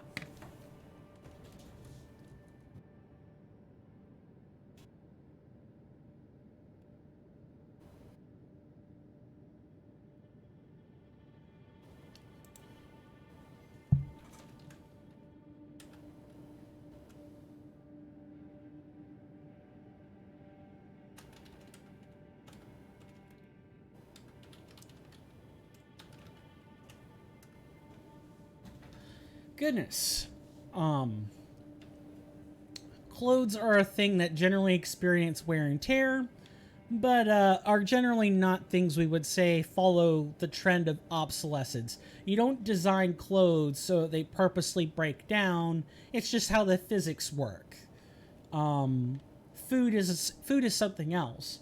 It answers to a different set of standards in like technology and mechanical parts. Those are not designed to be obsolescent. You have to grow food after all. You either have to, you know, engage in animal husbandry.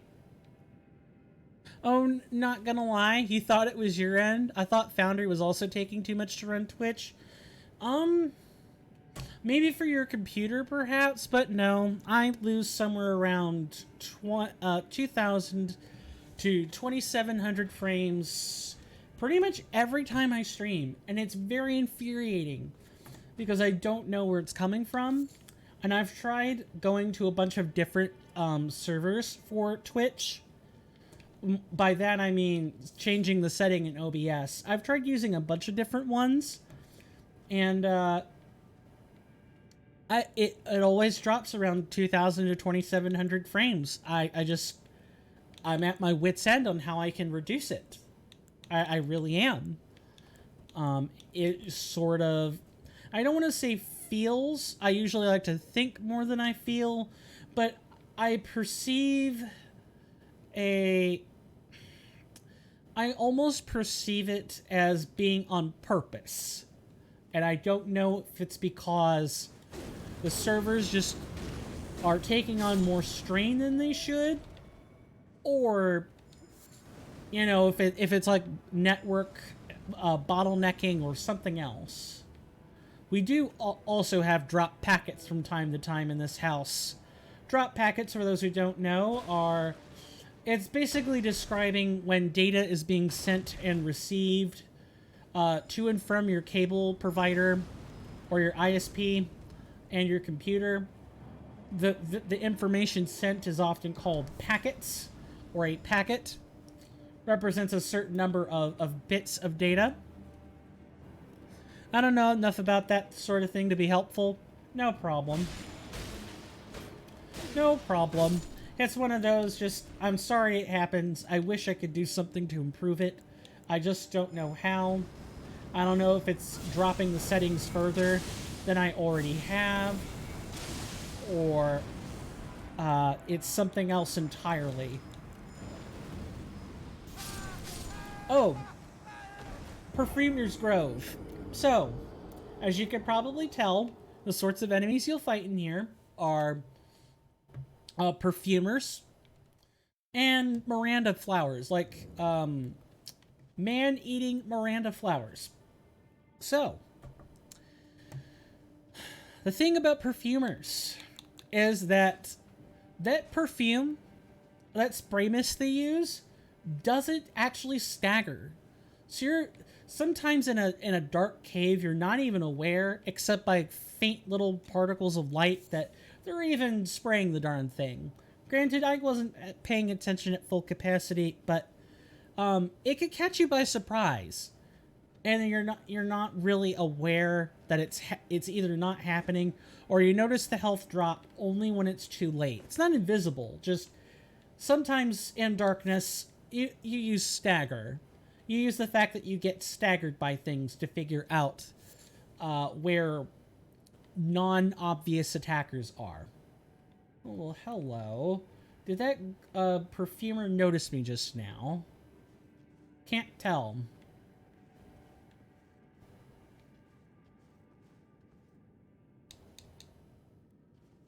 Be very quiet. We're hunting for perfumers. Points casting implement out like a gun.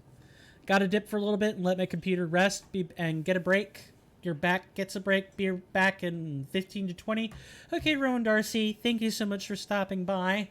Appreciate the fact that you were here and talking. I'll see you in 15 or 20. And if I don't see you in 15 or 20, then have a good rest of your day. And hope your back gets to feeling better real soon.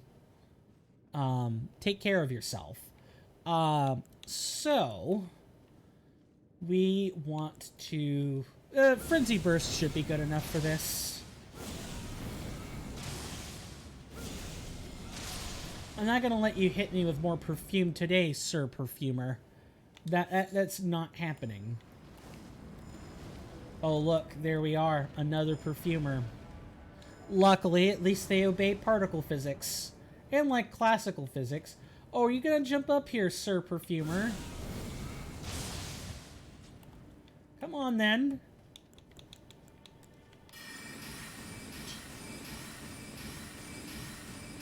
Look, if you're gonna stand there and just take it, then I'll be more than obliged to treat you to some of this. Oh, hi.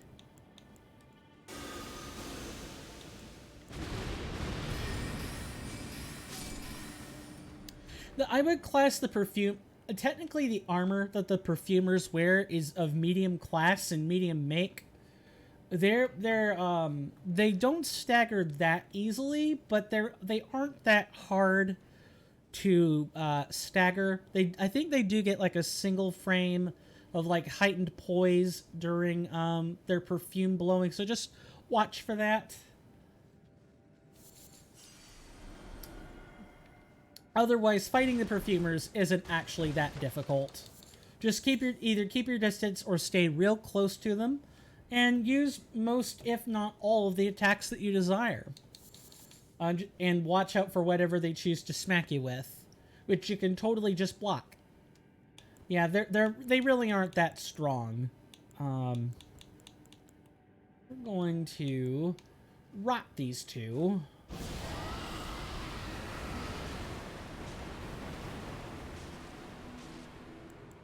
Or rather, I would, except I didn't quite breathe in the right direction. There we go. Oh, that's cute. You thought you could block that. We even get a cool shield for our trouble. Cool.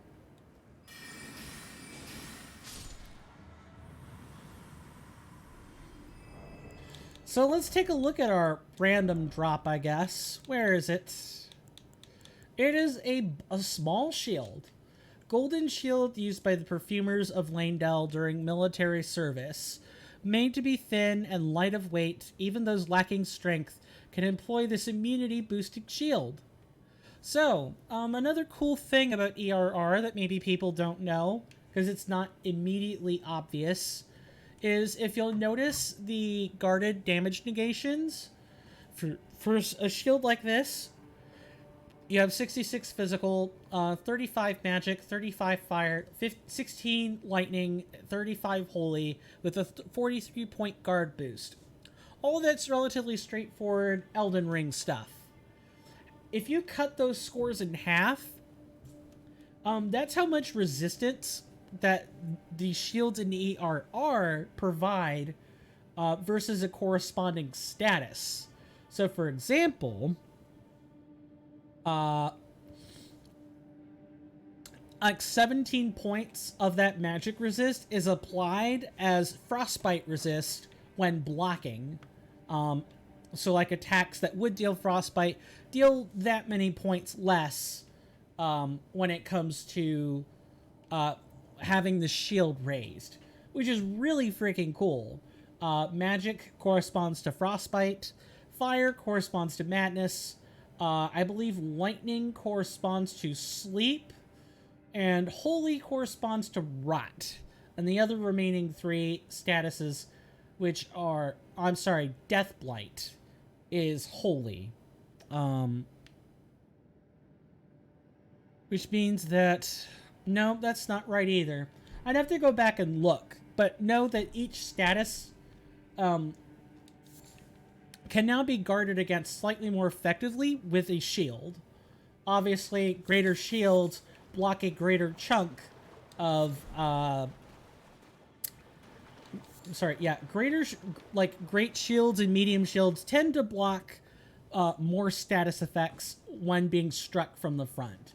Just something you should be aware of. It's another neat, if subtly unnoticed, feature in Elden Ring Reforged. Like I said, there are too many changes to actually kind of know them all by heart. I know a lot of the changes that are made in ERR, but not all of them. I wish I did, but I just don't have the memory capacity for it. And I'm lucky to know what I have right now.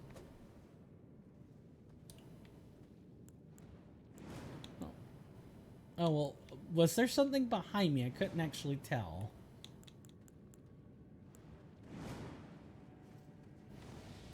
You gonna come up here, Sir Perfumer? I don't know what the Perfumer is actually deciding to do.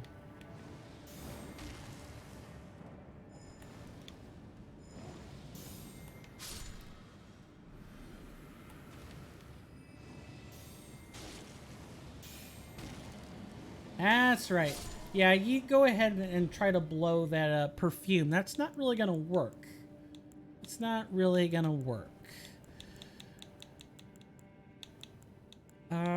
Maybe Frenzied Burst for these?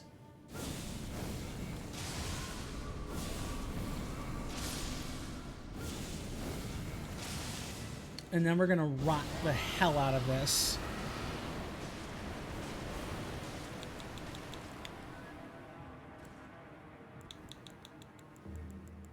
Oh, we don't have enough FP. Cool. Gonna mark this just in case. Nice. Well, I guess the rock can take it out. What can I say? Ah, yes. 2 easily missed chests here in the Perfumer's grotto. I think one of these has just like materials and the other one should be a good one. I don't remember exactly though. Perfume bottles. Yes, Altus Plateau is a area that is known for its perfume bottles. I think I demoed them before, but I'm going to go ahead and look at them again just so people are reacquainted with them. Glass bottles used by perfumers, used to seal various scent compounds made out of, you know, Miranda powder. Essential vessel for crafting perfume items. The art of perfuming was once jealously guarded in the capital, but after the perfumers were drafted into service during the Shattering, the art became widely practiced throughout the lands between. Yeah, we're gonna get some books that add perfumes. And that's just a vanilla Elden Ring thing. But I think we get some more perfumes in ERR. I don't remember exactly how many. Also, all of them are changed. They're a lot more useful, but short-lived and have a higher propensity for fading out if you don't... Oh, well, hello. I forgot you were here. Can we poison these things? I'm trying to remember if I can or not.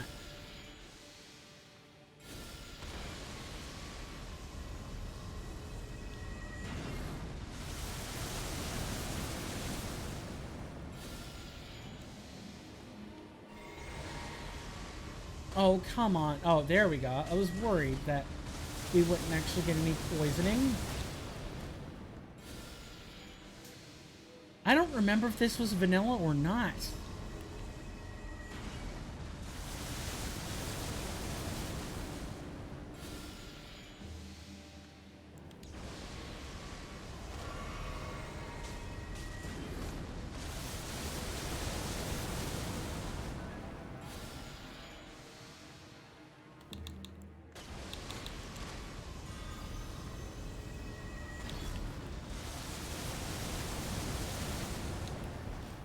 I guess we'll just kill you the old-fashioned way.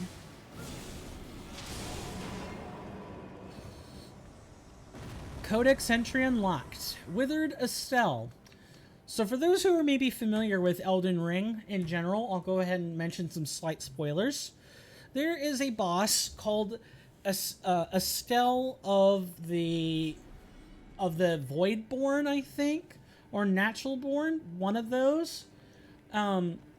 You may be surprised to learn that there are other Estelles out there. Yeah, the word Estelle refers to the creature and not the name of the creature, if that makes sense. Let me just... I thought I got an important Discord message, so... Where is my phone? 1 second, folks. I need to make sure it's not important.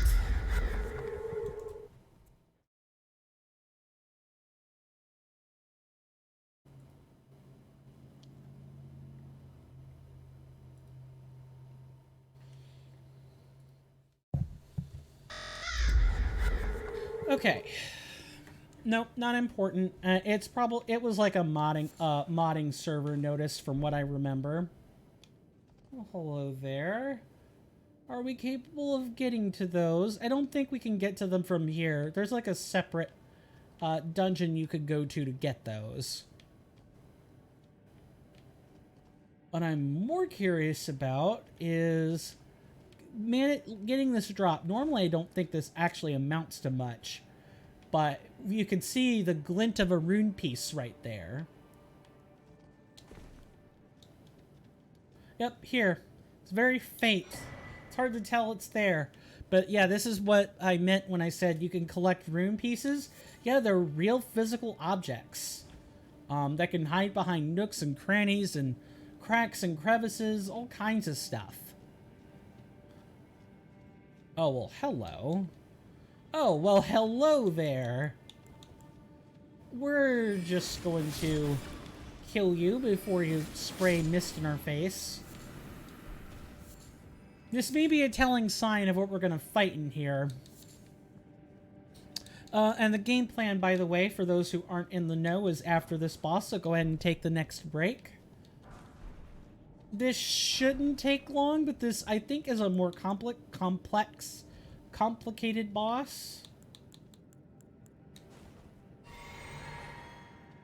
I believe there's an Omen Killer in here, and there's a Miranda Flower in here. We've already fought these before, so I won't demo them again, other than, hey, be ready. And there may even be a Perfumer in here. Don't remember off the top of my head. Yep, there is an Omen Killer. Let's get rid of the Miranda Flower first.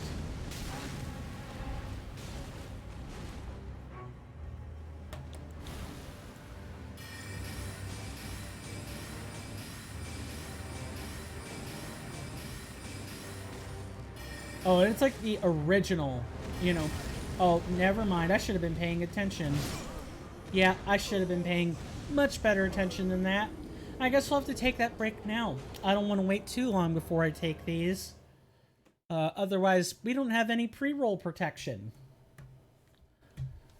So, as per usual, we're going to take a 5-minute break. Please feel free to stretch for at least 90 seconds of those 5 minutes, as there will be an ad being played. Feel free to mute it, just come right back. All that fun stuff. You guys know the deal. I will see you guys after this 5-minute break.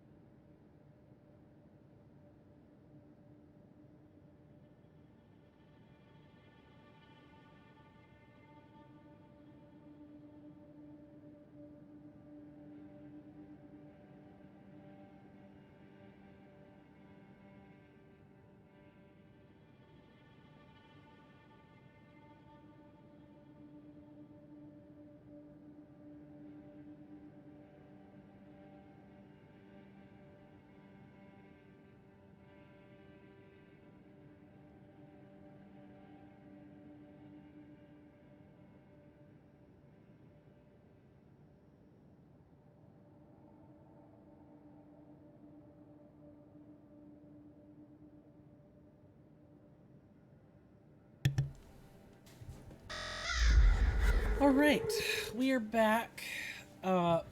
Let's return to clearing out a tomb, or it's not a tomb; it's a grotto. Let's return to that, shall we? How did everyone enjoy their break? Hopefully, it was good.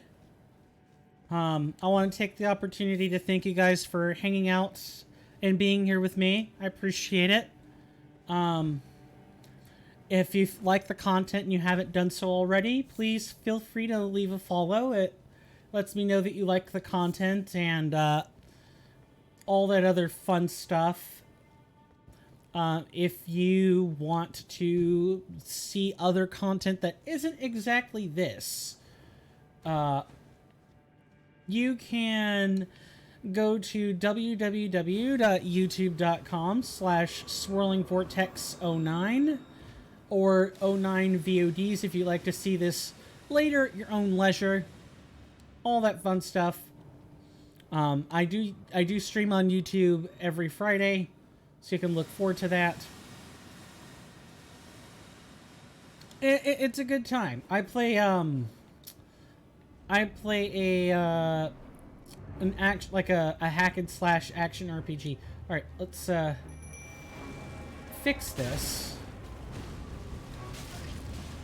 Nice. I better drink quickly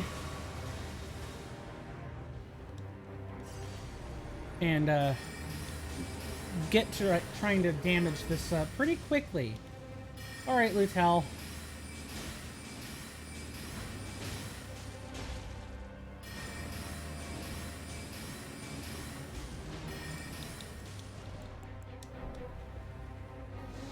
Stand back nice and good.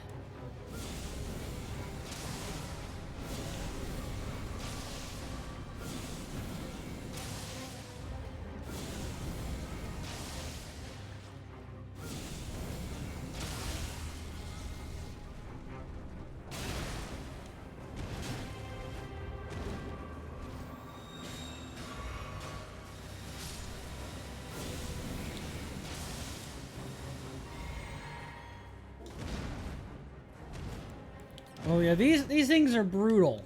These things are brutal when you're fighting them by yourself.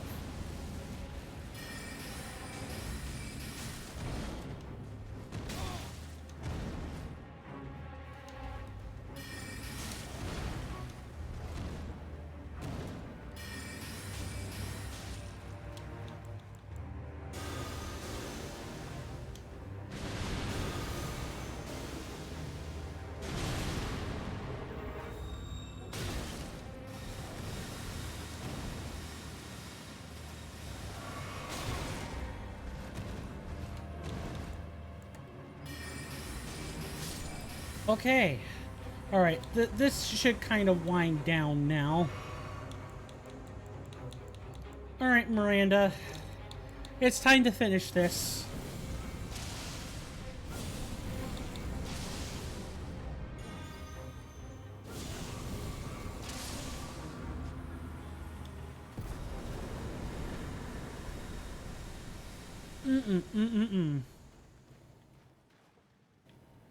So our reward was like a smithing stone and like a cleaver, if I recall correctly. Let's see if we can find said cleaver. I'm sure it's around here somewhere. Yes, the Great Omen Killer Cleaver. It's a great axe. The blade of this huge, loathsome cleaver comprises a row of amputated omen horns, weapons of slaughter by omen killers. The hideous horns cause blood loss, adding vibrant colors to the ongoing mayhem. Oh, what a great sell for a great axe. Is combat getting too drab and boring for you? How about try a great axe? We hear it adds vibrant colors to combat. If you want to have your enemies seeing, feeling, and splattered by red, try your free great axe today. That sounds awful. What a slogan. Yeah, it's a great axe. It causes blood loss. What more can I say? It's kind of unremarkable. It's grisly looking, if nothing else. And on top of its grisliness, it doesn't really add much else. Like, if we look at the scaling for it, it's good. It has B, B, and C, which, of course, scaling is also something that's been adjusted. Most weapons get... This would actually be a lot worse. Weapons start out with their best scaling already, which improve... Well, it doesn't start out already, but... what am I trying to say? I forget whether or not the change means that all the upgrades do is add damage, or all the upgrades do is add scaling. I think it just adds scaling, if I remember correctly. But I'm not 100% sure. You can definitely go and find out more on this lovely little website. Great time to showcase this. Yep, we have a wiki. We have a wiki that you can use to find out all kinds of information. It's great. Highly recommend. There's groups of people all the time signing up to be, well, not all the time, but there are groups of people who sign up to be wiki volunteers on the Discord. They contribute all kinds of stuff. They play test. They crack open code. They look at the animations.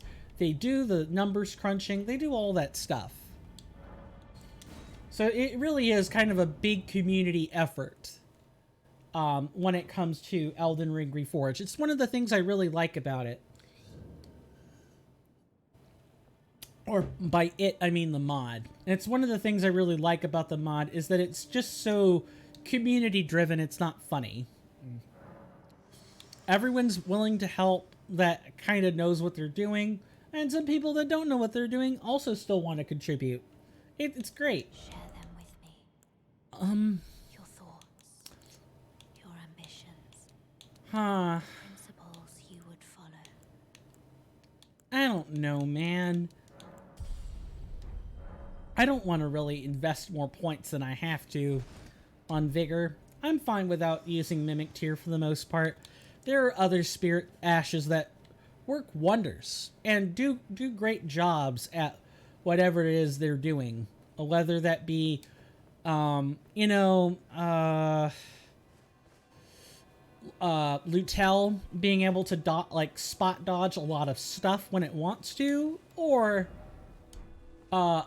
when it comes to early game tankiness, there's nothing wrong with a good spirit jellyfish poisoning things in the back, or if you need like distraction fodder, then you have the demi-humans or wolves that provide that for you.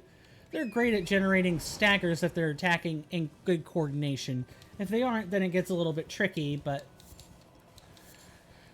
this game is never perfect, and it's never easy, but it is fun. If you don't mind setbacks, it's a great time. If you do mind setbacks, or you don't want your gaming to have such high effort required for it, then definitely don't play. Like, that part is up to you. Oh, I thought that was an entrance. No, that was the gravestones on the side of the cliff. But I remember there being an entrance somewhere else along this hill. Maybe it's this I'm thinking of. And if that is the case, then we can go back to the Phantom Tree and go up to the Finger Reader Crone after we look at some of these other lovely buildings. Because there's quite a few things we can go do in the outskirts. There are plenty of things. You just have to know where to look. And that's the nice thing about Elden Ring and Elden Ring Reforged, is that you're rewarded for exploring. You are definitely rewarded for exploring. And if you take your time and, you know, you pan your camera and you do all this other stuff, you, I did not mean to knock the mic there. You'll find a lot of secrets, which you want your open world RPGs to have. Lots of secrets. Is this an encampment? I forget if it is. Encampments are like another unique mechanic, where they're actually red-eyed enemies here. They're They're kind of a mini encounter, but I don't think there are. Oh, hello.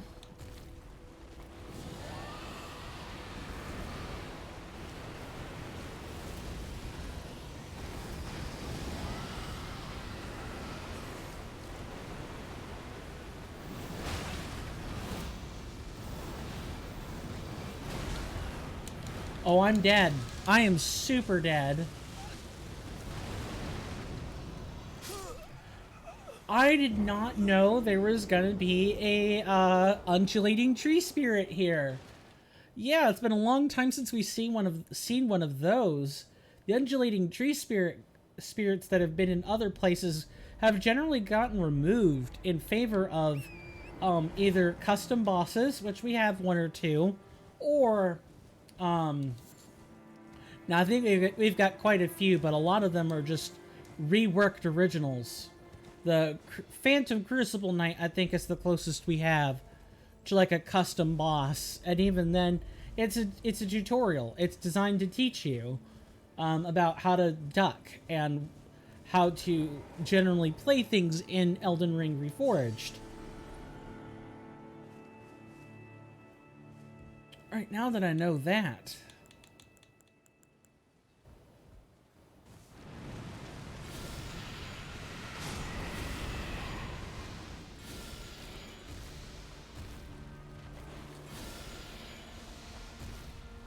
Really? I guess I need to aim it.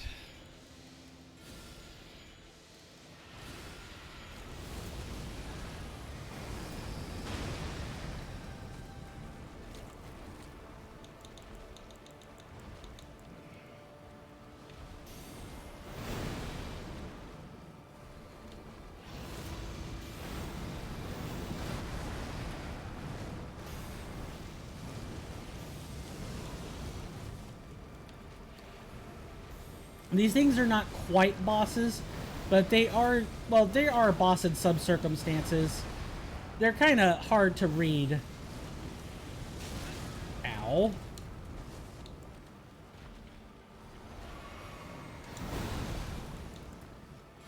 I would like to get some poison on you today.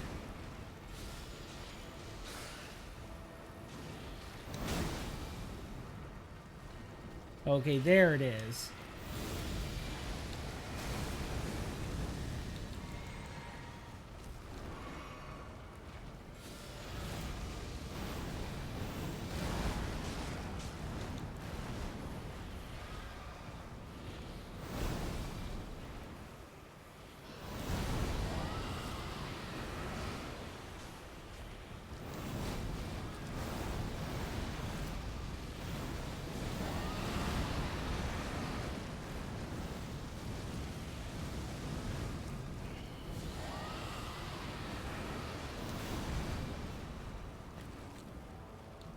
I can't tell if this thing's rotted through or not. It looks like it is.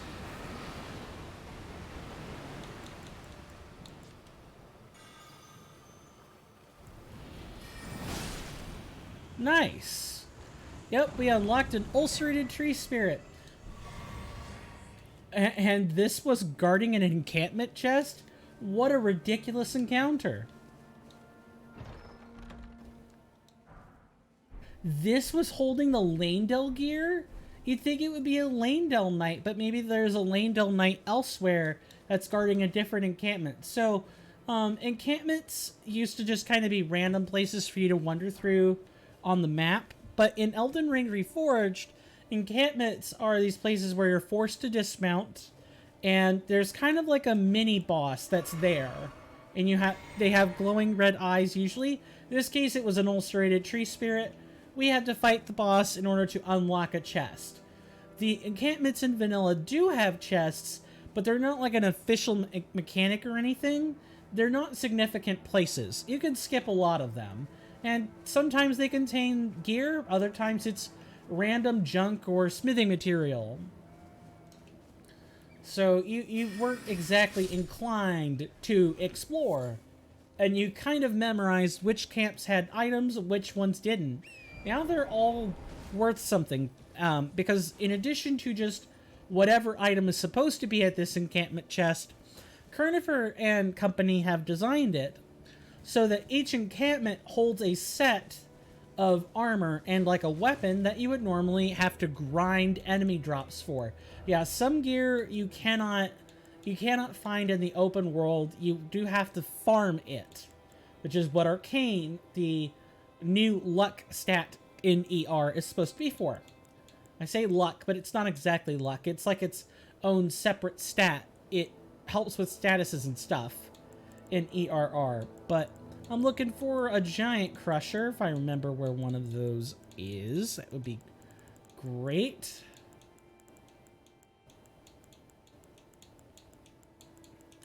It's a brick hammer. Yeah, here we go. The giant crusher. A hammer made from a boulder used in the war of against the giants. Of course, it's always giant wars. One of the heftiest weapons in the entire lands between. After the giants were quelled, and man turned against man in violence, this weapon was all but forgotten.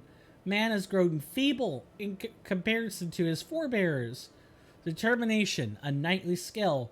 Hold the flat of the armament to your face and pledge your resolve, powering up your next attack. This thing has, wow, S scaling in strength. Yeah, I don't think Giant Crusher does this in vanilla. Okay, so I had it right the first time. The scaling is maxed out already, but but reinforcement still upgrades the damage on weapons, which is just fantastic. Also, I think I might have seen some frames drop and I just wasn't present for them. I didn't pay attention. That has been fixed now. I'm more aware of the frame drop. I really should stop talking about it because there's nothing I can do and it just detracts from what I want to say. But I kind of can't help it. I see frame drops, I comment. I know, we're headed everywhere except where we want to go. I didn't say we'd get there this episode, though. Like, they're definitely not making it to Volcano Manor this episode. But I'm stating the intention that we're probably going to Volcano Manor, and we're just spending time in Leyndell so that we can sort of soak in the sights and gain a bunch of cool loot and good treasures. That's what I want today's episode to sort of be focused on, is that. Oh, well, hello there, Sir Guardian. The red flowers are new.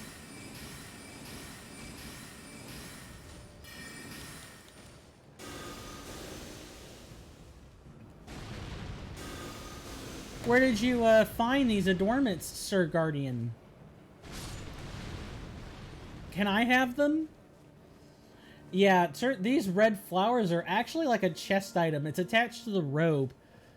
They can drop it sometimes, and if they do, you get access to the benefits. I believe it's like HP regen or something silly like that. But I can't remember 100% certainly.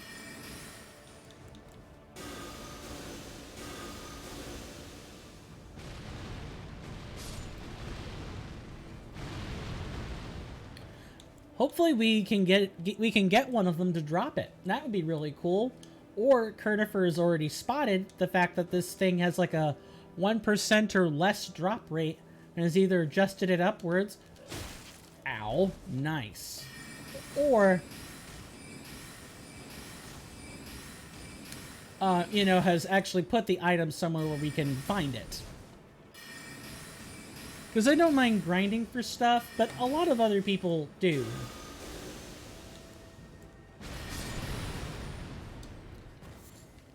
Ah, and yes, these guys can drop golden centipedes.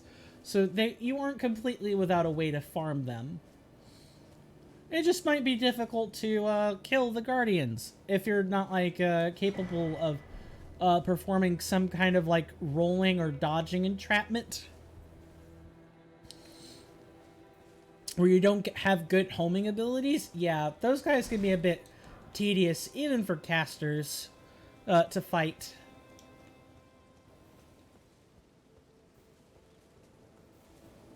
So what have we here? Oh, look, more golden centipedes. We could use these. Just 4, game? No, more like 6. Okay. Golden Order seal. Yes, we get a new seal. Yeah, we go a long time without getting one of those, by the way. A formless sacred seal depicting the ceremonial observation of order. Fundamentalism is scholarship in all but name. Scales incantations using both intelligence and faith. Enhances Golden Order fundamentalist incantations. Yep.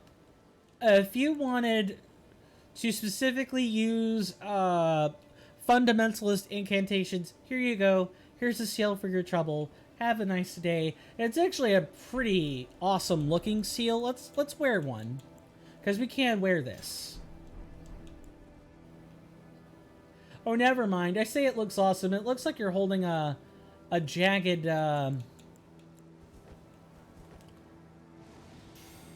Yeah, it looks like you're just holding a not jagged. Why did I say that? Like a glowing piece of ore, or like a rune fragment or something. Is that a rune piece over there?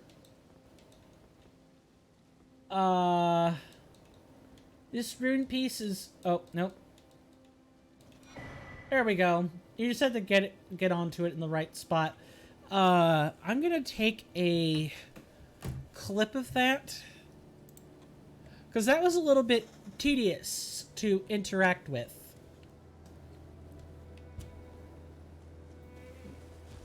And that's something that I think Kernifer should probably look into. I'm hoping that the oh, nice.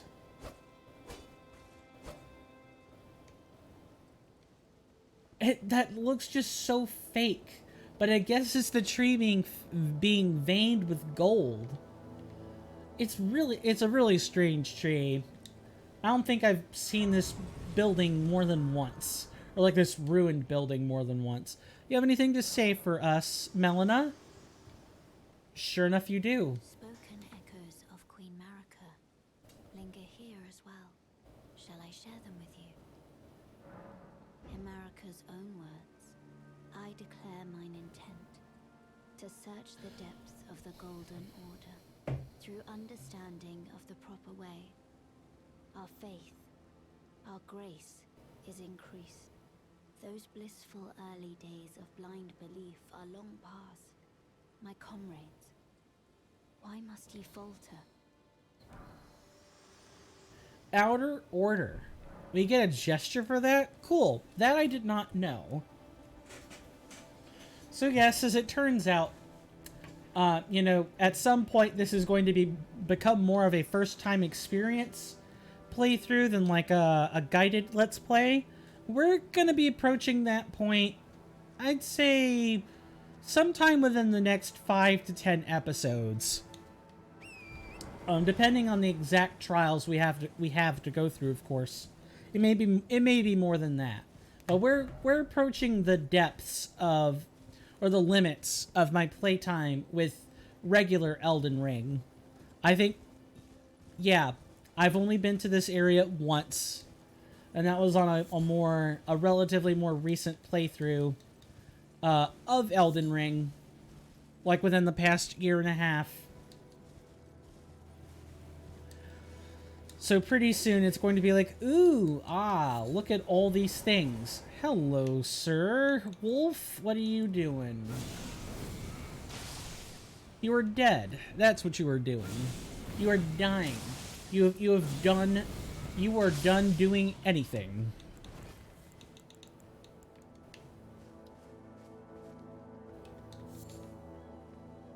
So, how is everyone liking the gameplay in the series so far? We've been doing this for 46 episodes. I don't plan to stop, but I am curious. Do people like the gameplay? Is it like, meh, not really? You know, gameplay's kind of whatever. I'm just here for the general experience, or have I shown that the mod has an interesting enough yoke to it that you might consider experimenting with it for yourself. As long as you have a PC copy of Elden Ring and you've got enough memory to handle it, you can play the mod. And the mod will be a fun time. Before I had like classes and stuff this year, it was kind of hard to put down. Elden Ring Reforged was that good of an experience. And if I'm being quite honest, with what the game does, with what the mod gets right a lot of the time, I find that I cannot go back to Elden Ring anymore. Like, Elden Ring Reforged is that good. It's so good, in fact, that even though there's a DLC that's been announced, Shadow of the Erdtree, I'm gonna wait until we have updates that we have, like, official crossover between the DLC and the mod before I play it again, because I think it's that good and it's worth the wait. Of course, I also hope that when the DLC drops, we get more answers about Saint Trina. I think I've mentioned it before in like previous episodes, but I'm a huge fan of like the stuff I have seen out of these soporifics and would love to know more.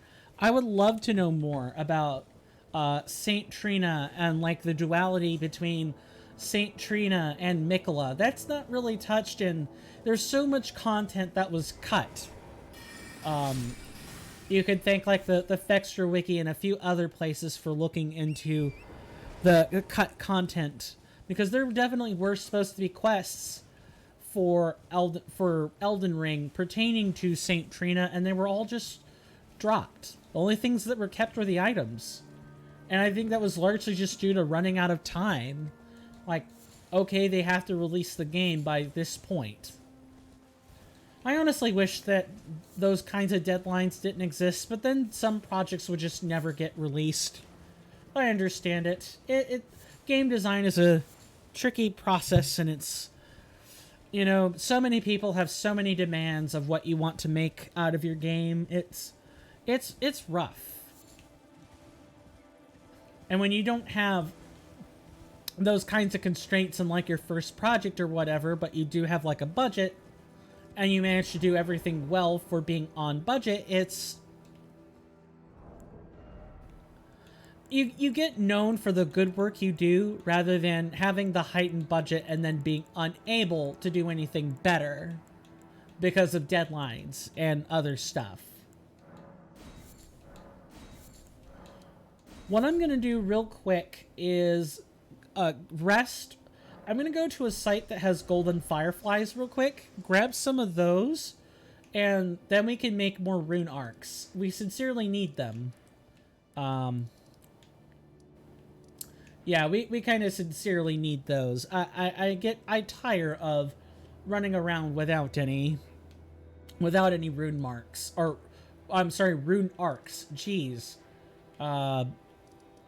Good spot I know that has like 9 is like up here. And I guess this is worth mentioning. I don't normally like to grind things on camera. Ooh, piece of candy. Nice. Maybe we'll get some runic traces while we're here. Or runic pieces, excuse me. So, you might have noticed that we have, like, runic traces. The traces are like a counter. So if you'll look, we have 45 runic traces. This shows how many of the pieces we've collected.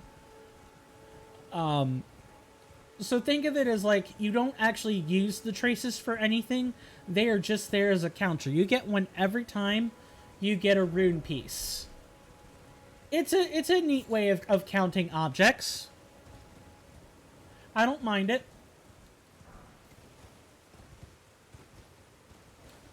And no, I haven't really explored for rune pieces or runic traces of any kind.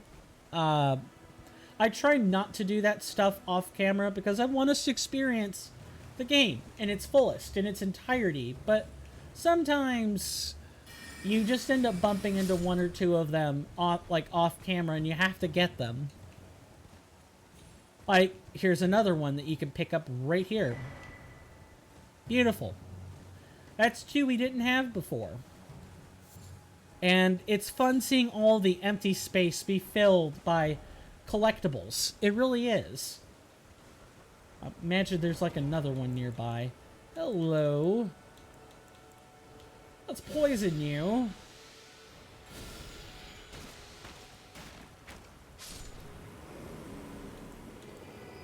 And then we'll drink up and rot breath the rest.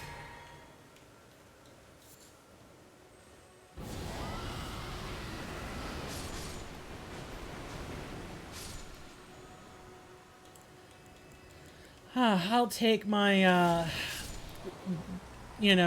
take my scarabs rotted through, please. Thank you very much. We'll probably get like 9 and call it a day. There's no reason to get more than that. There's one. I know there was another one flitting around. Hello, Raspy the Player. Welcome to the stream. Good to see you. How are you doing? Hope you enjoy your stay. You are catching us in a little bit below the halfway point of the stream. I thought I saw a dragonfly, flit by, but I guess not. Oh, no, there you are. Really? Yeah, we are currently doing a tiny, tiny amount of farming before we jump back into exploring Altus Plateau. That we are gathering materials for rune arcs. You can make those in Elden Ring Reforged. And it's way better than the alternative. Because the alternative is you have a finite number, make good use of them. Be wise in their expenditure. Because in vanilla, they're a lot harder to come by. What? I thought there was a material here. Oh, there was. I just wasn't far enough to the left. Which, granted, in the grand scheme of things, having a finite resource be finite is fine. I just prefer the ability to make them myself. With the new crafting system that is in place in Reforged. Reforged is such a good mod. I really highly encourage everybody who has a PC copy of the game of Elden Ring to go try it for yourselves. Another good one that you could probably wait in the wings for is Elden Ring Convergence. And I think if you want... I wouldn't say it's a good time. No, hold on. There are a couple more. I believe there's Elden Ring Reborn. And there's like Elden Ring Vigil that are both also overhaul mods for Elden Ring Reforged. Those can all be a decently good time if you want them to be. And then if you don't mind suffering and you're not necessarily in for a good time, you can check out Elden Ring Ascended, one I do actually want to check out, because if you don't mind personal suffering and punishment, then you'll get a kick out of Ascended. It's meant to be a real hard mode for Elden Ring. It's got its own mechanics and everything, and it's another one in a long list of Ascended mods for Bloodborne and the Dark Souls series. All of them have like an Ascended version, all written by the same guy, I think. Don't quote me on that. Go look at the...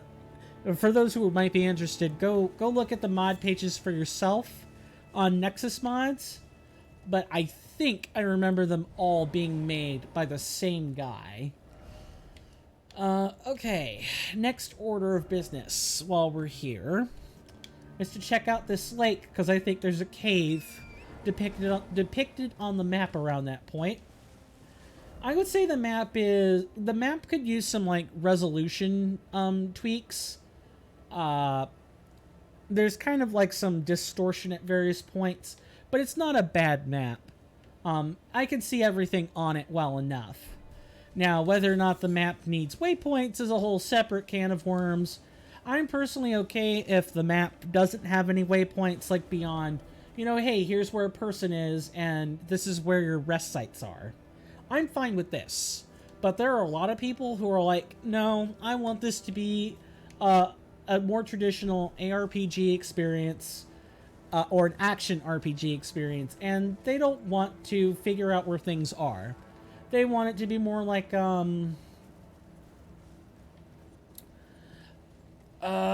would say Breath of the Wild, but you have to find stuff there.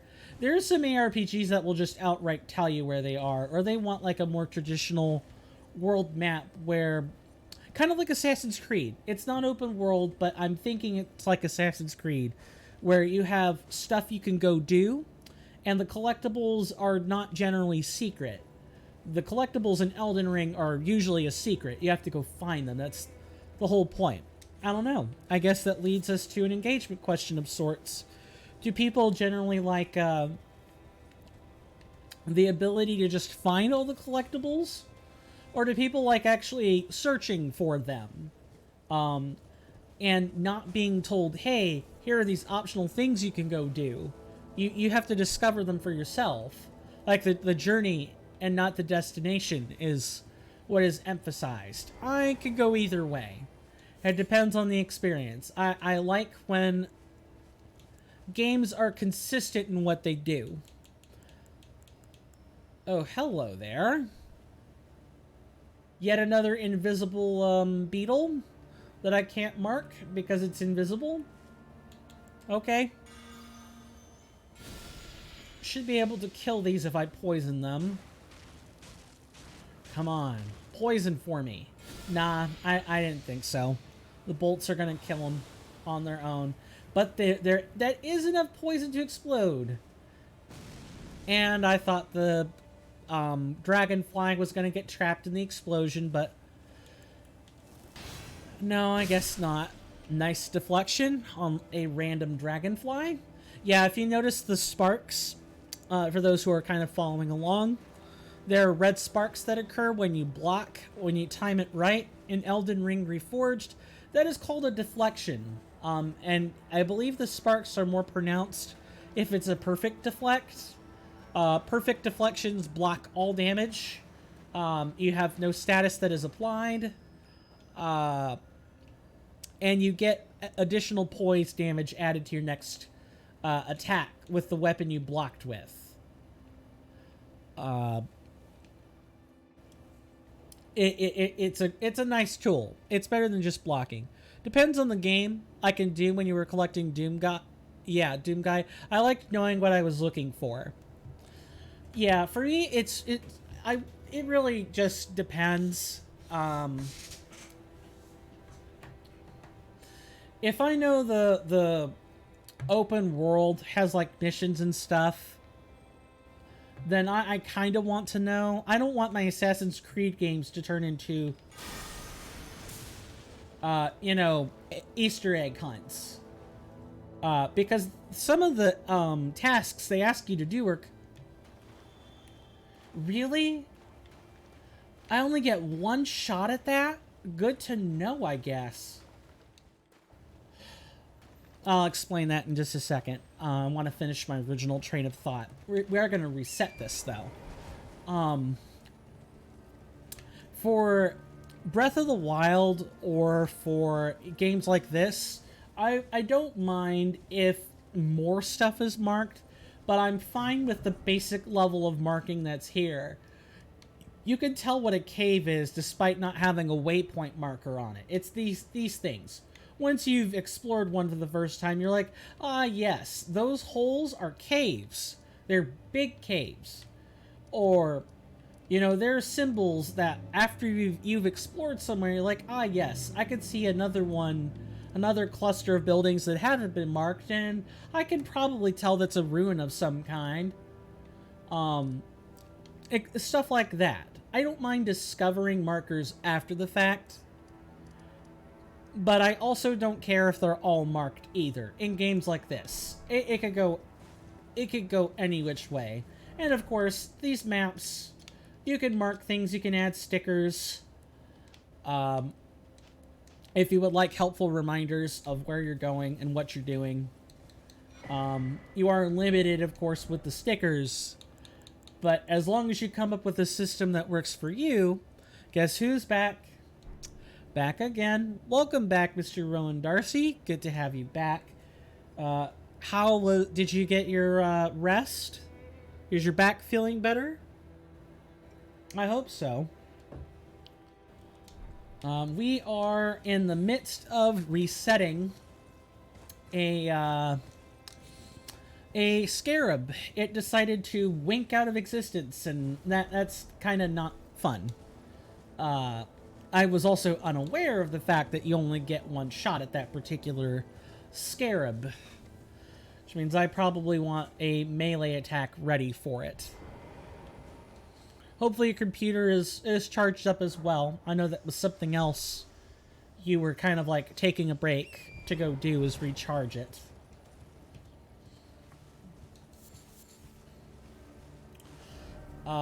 I guess got a rest, back is a bit better, grab the heating pad to help, and yeah, that's the one that dives off the cliff, right? No?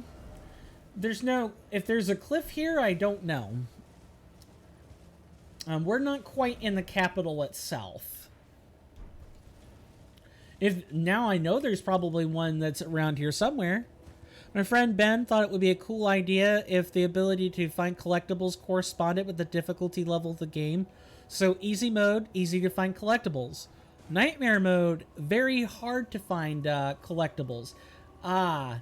So in terms of the mod, that would be corresponding to like Master or Shura mode.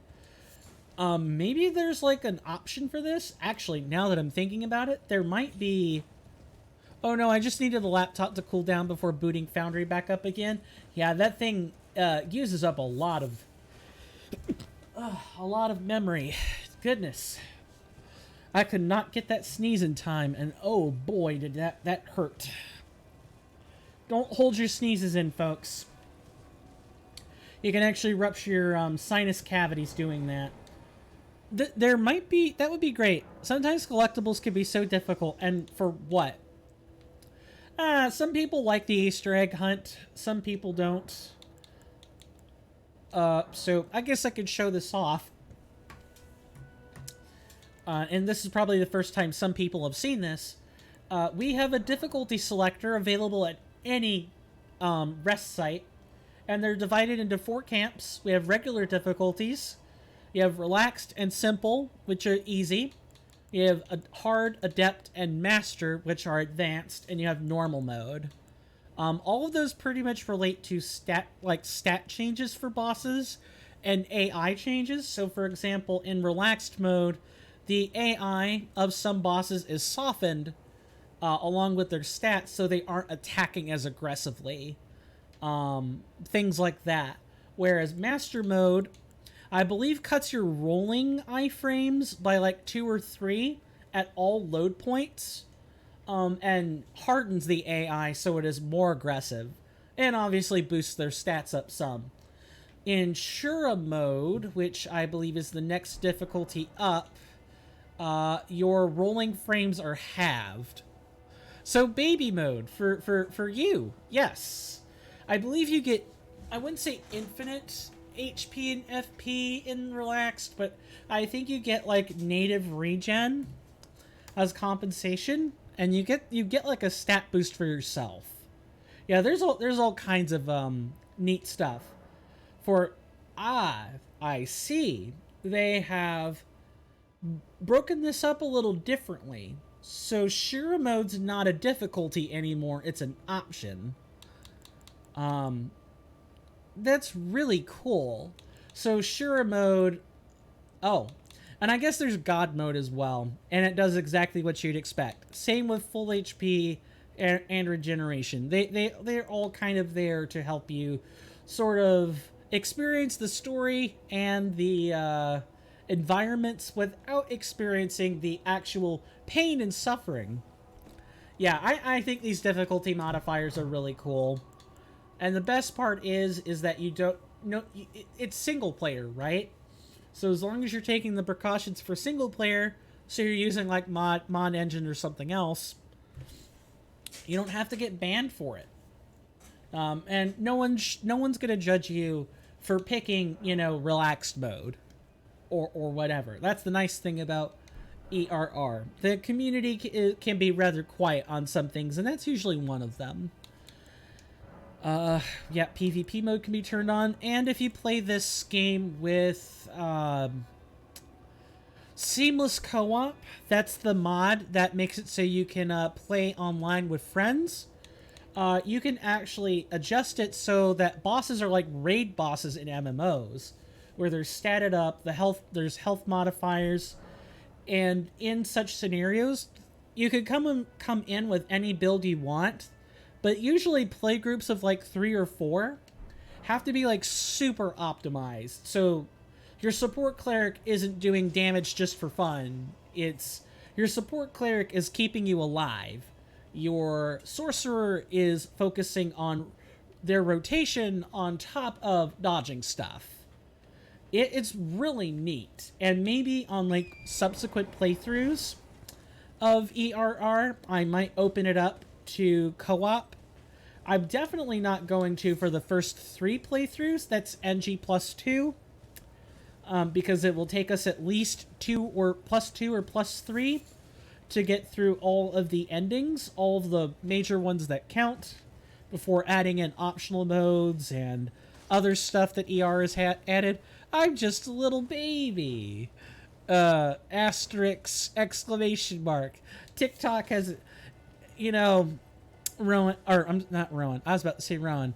Yeah, once you start, you know, digesting TikTok content, you become like this Rolodex of like short form video content. It's quite the noticeable experience.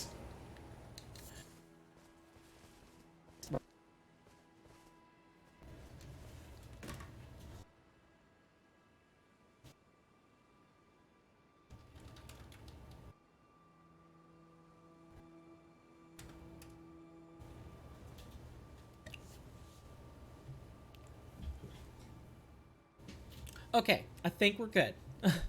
Well, now, listen, Kai. We just need to find more baby mode chill games for you. Perhaps not any of the Souls-like games, though. Maybe modded Souls titles, perhaps, but not just the straight-up Souls titles. No. Although I think Kylie would probably actually be okay in Elden Ring for a while, before they hit like this brick wall. Are they going off the cliff or what? Maybe we should follow. So maybe Rowan was like right, and this is the one that's going off the cliff. Ah, I see. Oh, come on. Please don't fade out. They are cool and fun, but they do also make you want to pull your hair out. They certainly can sometimes for me. Oh, come on. We were right there. Ugh, I hate these things sometimes. I tried waiting for them earlier, and they just did not. I should try to wait for them at the pass now that I know. Nope, they just winked out of existence again. What the hell? And I can't look at my map. Yeah, this is the type of stuff that makes me want to pull my hair out.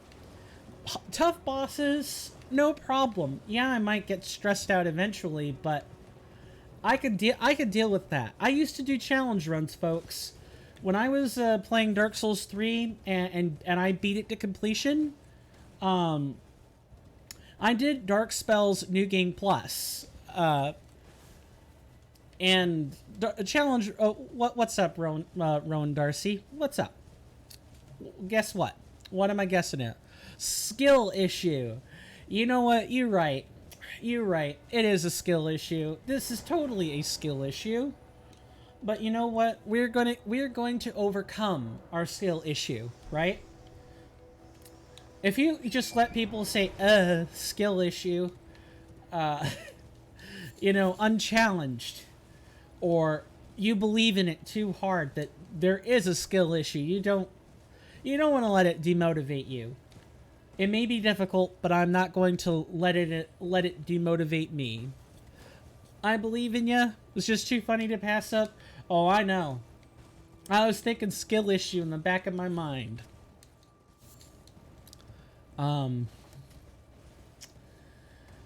Let's try this again with 100% less screw-ups.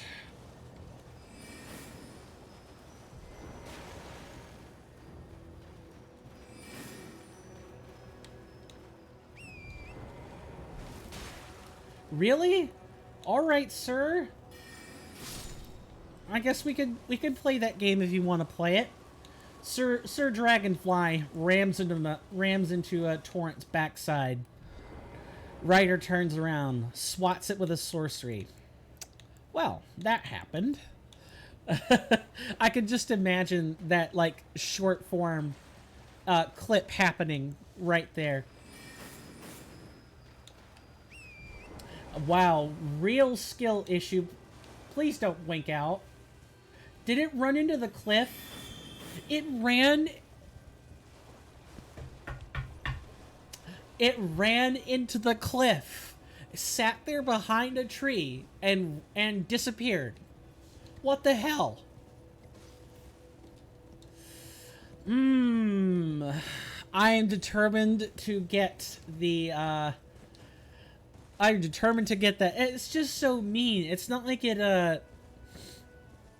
yeah, it doesn't even deviate at set points. All the other invisible scarabs, by the way, for those who don't know, there was an invisible scarab on, like, the beaches of Limgrave. There was also another one in Caelid. Those have, like, routes they don't deviate from, and they don't wink out either. There's also, like, another one in Caelid near the lake that's next to Celia. Those at least deviate at standard points. This one just does not. And it doesn't give a crap about anything you're doing. Ugh. Oh, I'm gonna make some rune arcs and feel better about myself. Yay, stats. We're gonna try this one more time. And if I don't get it this time, I'm gonna take a break, and when we come back, we'll kind of move on.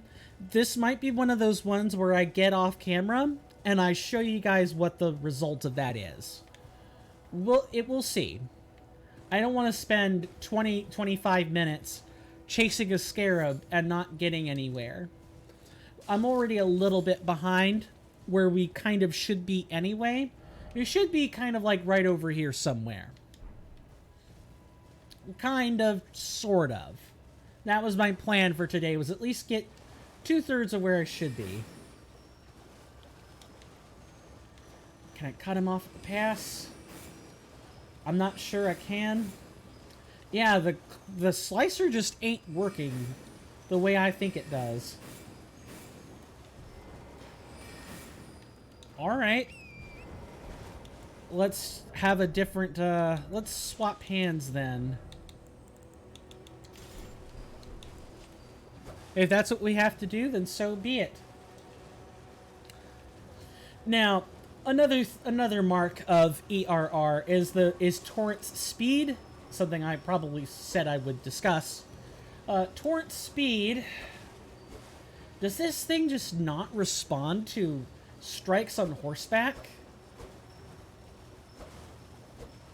Come on. Hang on, I'll explain this in a second. I really want to try to get him.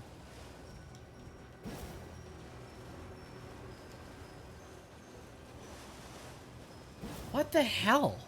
What is this?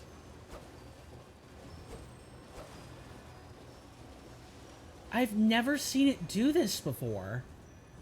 Well, I've never seen scarabs do this before. Or it's just, I think you have to be on foot. I think you have to be on foot, or you're not getting it. but you can't be too far away or else it'll just phase out. And this is so strange. This is extra amounts of cruel. Yeah, I literally just went over its path and it just didn't work. Oh, and I guess let's not just stand there. I'm sorry if my commentary is garbage at the moment. I'm terrible when things frustrate me this way. It turned around and phased out, didn't it? You might need a heavy attack or a longer reach weapon. Well, I feel like several times where I have landed the blow, I felt like I should have landed the blow and didn't. In terms of pole arms, I don't think I can wield any of them, other than like, you know, your basic B pole arm. Let me look at one, like find one. Yeah, kind of the basic pole arms. Oh no, these are spears, not pole arms. Let's trade those. These are halberds. Yeah, I can. They aren't going to do much damage, but I can wield at least one or two of them. Let's find one with good AR, probably this one. How does this work on horseback?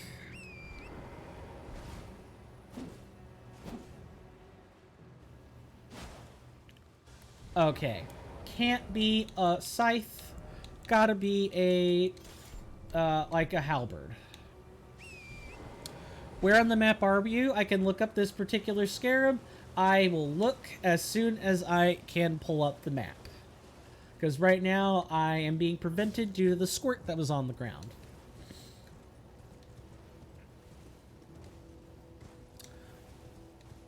Okay, we can pull it up. So this is kind of the area we were going through.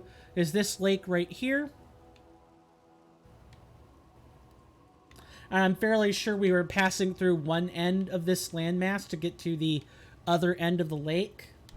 But that's kind of where we are. So what I'm going to do... Gotcha, thanks, no problem.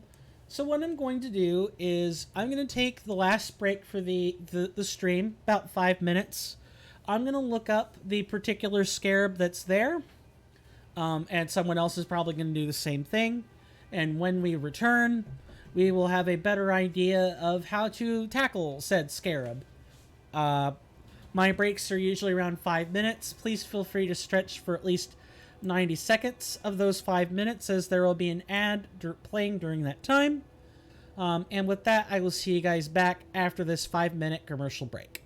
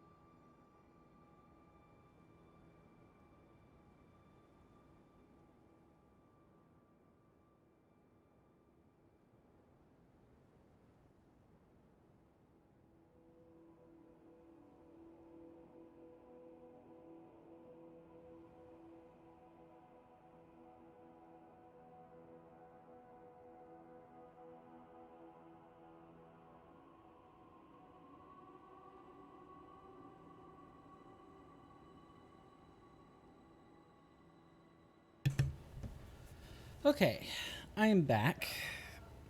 I might be a little bit short or shy of 5 minutes, but I do not know for 100% sure. Should have noted the time before I left, but welcome back, everyone. Hopefully we had a good 5-minute break. I did try looking into it, but I guess I didn't look hard enough. Let's see if anyone else has yielded results. Okay, you see the one I'm after? It's the Prayerful Strike Ash of War. Looks like the best way to try to get it is using an AoE attack in the narrow passage it goes through. Okay, I can work with that. And I know just the thing that'll work. We have a perfect, perfect, if slightly awkward, AoE spell. And that's Javelin of Gold. For those who maybe don't know how it works, I'll kind of hurl the bolt out right now. This is like a copy of Lightning Spear, as long as it goes off quickly. Let's see if it sticks. About a couple of seconds. Now, I guess it's not quite good enough, huh? So I guess what we're going to go do is actually try to find an AoE spell. I know we have some. I just hope I have the ability to cast them. A gravity spell, perhaps? Perhaps. That might be the most likely one. Most likely school to have an AoE. Alright, so let's shuffle out... Can't remove generators, so it has to be one of these. Let's remove Lightning Spear. Do we have one? Let's see. We have Collapsing Stars. Singularity. Singularity's too slow. Meteorite is too slow. And Loretta's Great Bow. I wonder. Maybe a weapon art might work better? I have an idea.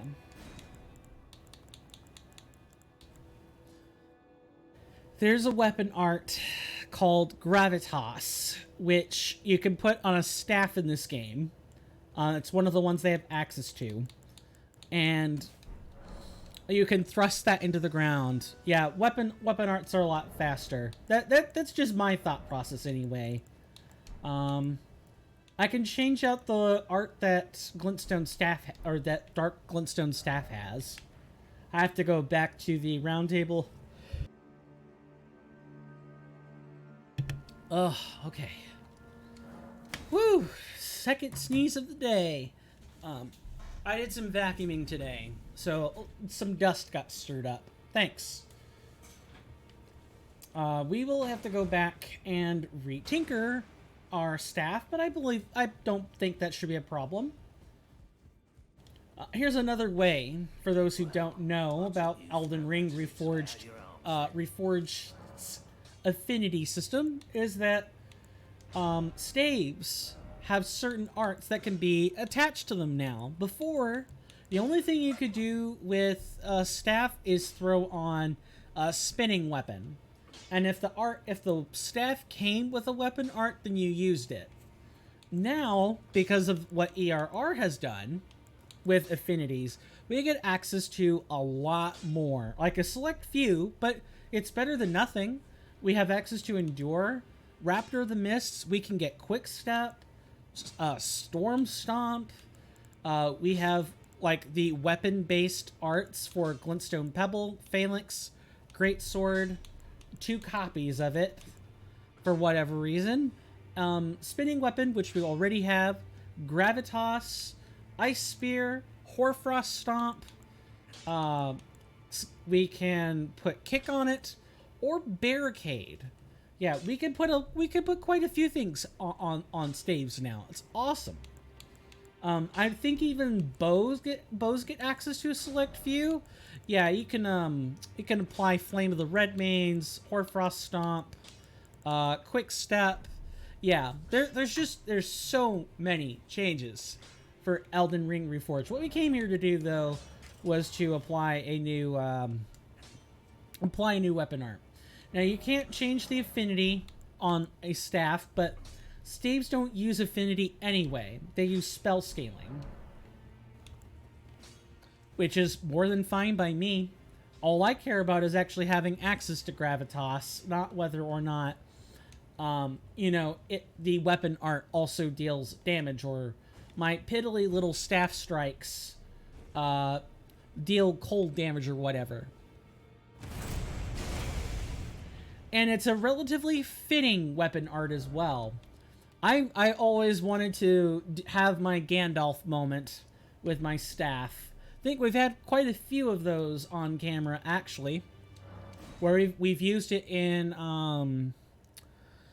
the Rhea Lucaria Academy to like pull giants and stuff off ledges, or like trolls. They're not giants, they're trolls.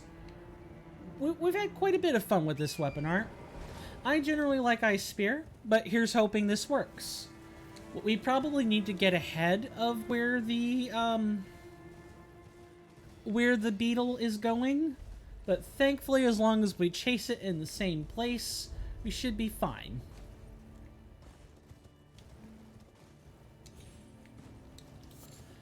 Oh, I'm getting a little nervous, actually.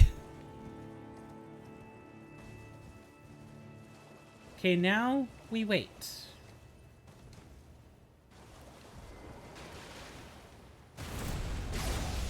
And in the meantime, we also kill some innocent slugs who don't spit on me.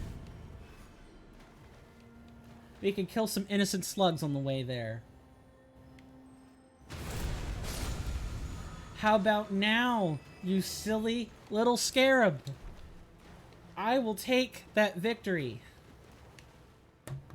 Let's slaver over our new find. Thank you, Rowan Darcy. Appreciate it. So, I believe it is this. This Ash of War, yep, we've already read that statement before. Prayerful Strike.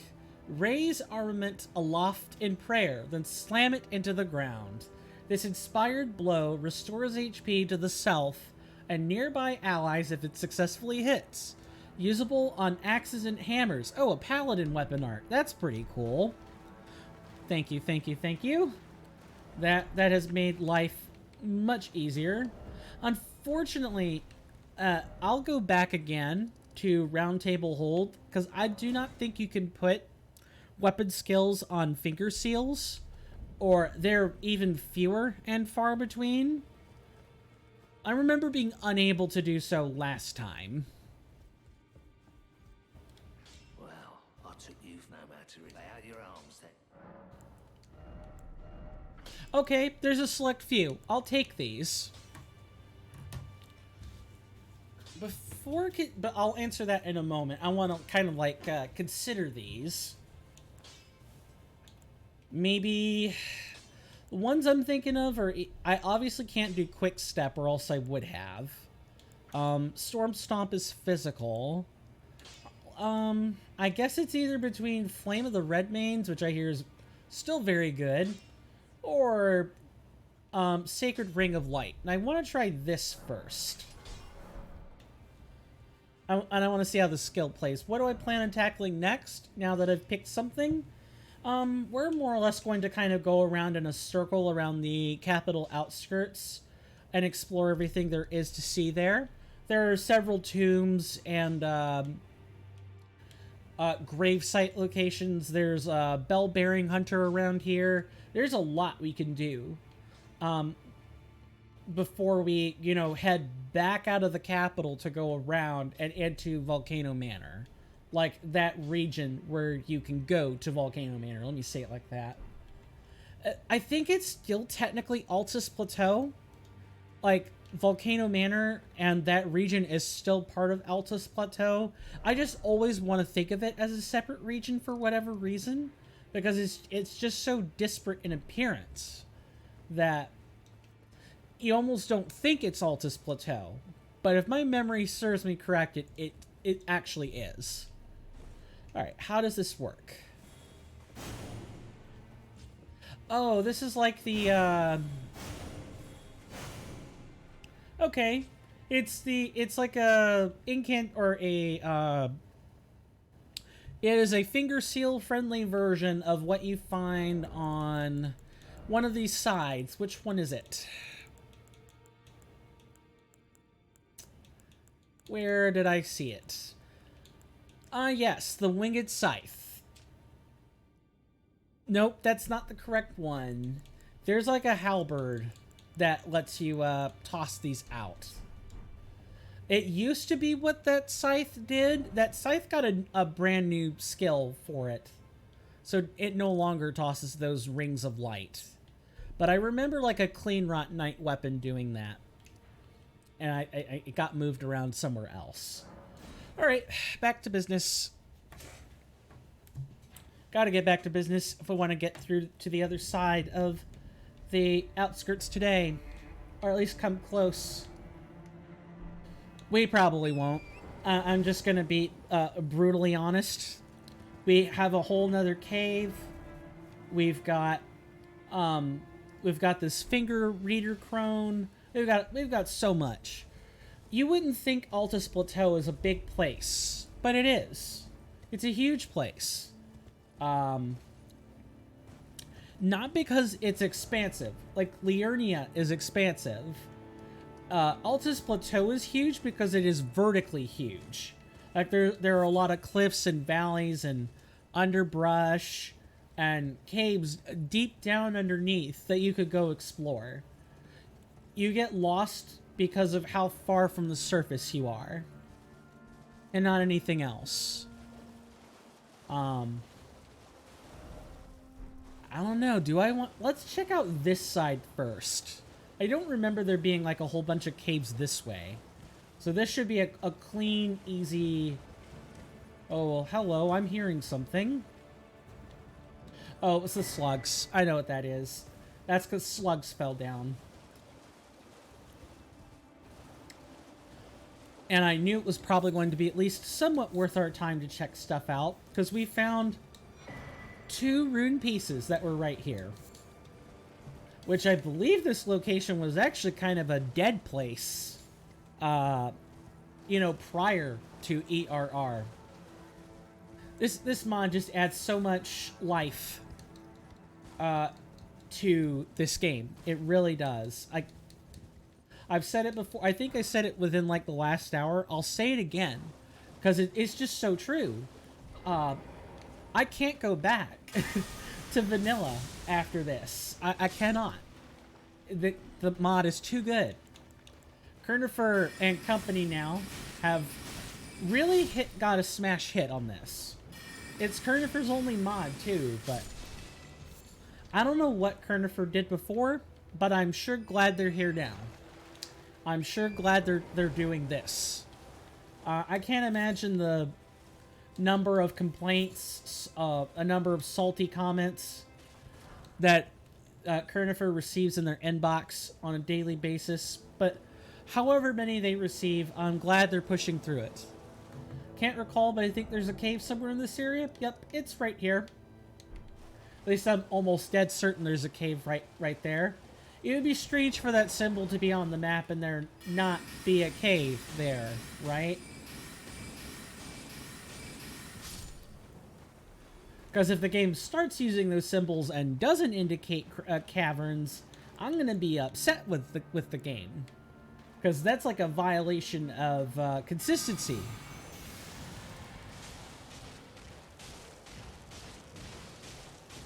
Oh, getting somewhere. You gonna burst open? No, not really. A cave with a sealed tunnel? Gotcha. Alright, yeah, they only explode when you poison them. Good to know, I guess. But I think we'll only get that if we kill them with it. I always like doing these with the squirts. Oftentimes because the explosion can get the whole group. Or, you know, come close.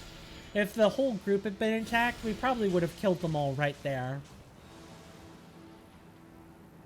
Thank you, sir or Madam Squirt. Believe there's also a bell bearing in that cave? Probably. That I don't remember 100% certain. I've only been in this cave once. Like I've said before, I'll also say it again because it bears repeating. We're coming up to the point where I have not played through some of the sections of this before. Altus Plateau is the last place where I've explored anything of it. Once we get past the capital and we go through the Erdtree for the first time, everything I know is because I've heard of it before and not because I've played it before. I'm glad that was intuitive. Let's go ahead and refresh our resources. I have no idea what's here, by the way, other than whatever Rowan Darcy is choosing to grace our chat with. I will say, this is a modded playthrough, so I'm expecting some spoilers. Mentioning that there's a boss here is fine. Mentioning that there's like a bell bearing or some other potential treasure is fine. But I would like for some fun to remain. I'd like for some mystery to remain. So maybe not the exact boss. If I remember it, great. Then I will spoil it. But I'm still trying to find a balance between what the game looks like on a stream. I'm purposefully avoiding spoilers. Yeah, I figured you were. Why did I do that? That was super stupid, coin. I'm more curious about what's in that hidden wall, though. I want to know. Yeah, this one's the hidden wall. I want to see this first. Hopefully it's not one of those, the main area was a red... Nope, I'm heading back to the entrance, I think. Never mind. Yep, I had it wrong. As Coin usually does his first time playing through things. Let's try this again. There's the entrance over there. Oh, the entrance was an illusory wall, not the other way around. That is so silly. Silly Coin. Glad I didn't reset that guy. So, welcome to the sealed tunnel. I don't have much more to tell you other than that, of course. But much like any of these other sealed tunnels, if you are careful with how you explore them, you won't get too lost. Try to stick to walls, and try to be aware of any illusions that are nearby. Take your time with these walls, with like these caverns. If you don't, you might miss things, such as this treasure chest. Heck, you could still miss it if you just don't pan the camera the right way, but... Oh, nice. We got the, we get the ability to upgrade stuff to +4. That's always good. That's what the, second tier does. Like, if we look at these... where did I find it? Where did it go? It's over here somewhere. Yep, and it even tells you what it gives you. I need to turn these in. +4 is like what? 12? Like +12 or greater? While the upgrading system was like changed in terms of what it provides, all the numbers are the same. So like the damage breakpoints on a +12 weapon are around the same as what you would get normally. It's just the scaling breakpoints no longer change. I think I had discussed like a fragment of that much earlier on in this episode, but it's worth mentioning now more specifically because we've picked up an item that provoked the discussion. We're just going to kill these one at a time. Nice. I like when our poison bolts have good punch through. Silent creeping death. And no nasty poison stones lying in wait for us either. Good stuff. Why do I feel like there's an illusory wall here? There ain't, from what I can tell. Felt like there was. Maybe I was just hugging the wall. See, sometimes, even when you hug the walls, you can still get lost. These caverns are just kind of a knotted mess. There's no easy way to explore them all thoroughly. Not without doubling back over yourself and getting mixed up. Wait, there is a boss here. We were told that. What the heck? Alright. There's got to be an illusory wall. Let's try to find it. I don't remember where it is. I've been through here an entirety of once. Here we go. Found it. Patience and persistence are virtues, people. They're virtues for a reason. Alright, which side? It's the left side. What we're going to do is send this lift down and then not take it because we have... Wait, should I have taken this? I guess let's find out. No, we didn't need to worry about hitching a ride. What I am concerned about is not making the, you know, not making that platforming challenge. Yeah, I thought that might happen. Alright, so the elevator is important because if you don't take the elevator, you actually can't get those items. You'll die. Good to know. And sometimes, folks, there's just the age-old adage of, you know, death memory in video games, where you have to actually experience something and die in order to have it memorized for next time. Games that come to mind for this sort of concept are games like Super Mario World, or like any form of like Super Mario World Kaizo Edition. Those kinds of platforming games where you kind of don't know what's coming on, like, into the screen, but you have like maybe a few seconds worth of reaction time. The Sonic series is like another one that does this, where you kind of need to just play through and actually quite possibly die. Like, you just had to know whatever you were dealing with was there. You had to be able to react. Sometimes you just don't get that opportunity. It sucks in ARPGs like this, where you feel like you should totally have the time, but sometimes can't be helped. Alright, good sir. Are you just watching? Are you watching me? Are you staring at me? Please, don't make me file a restraining order. Just take this bolt instead.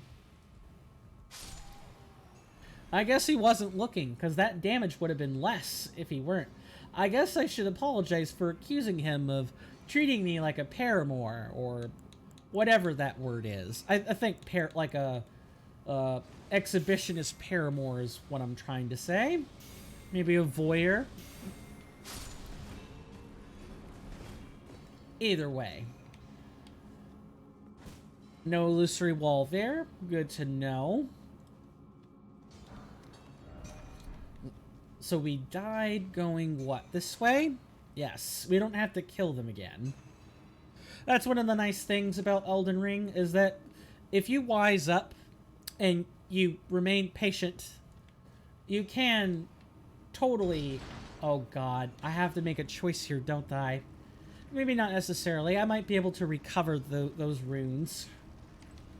I want to get these items first. And mayth greed not make me, you know, a fool. Okay, greed didn't make me a fool this time. And it wasn't worth it. Oh, that was not worth the drop down. Well, okay, it was, but not when there are runes on the line. What drop down do we have next? I guess we don't have to technically take these routes. Yeah, we can just drop down. Okay. Now let's go get our stuff. And then figure out how the hell to get out from here.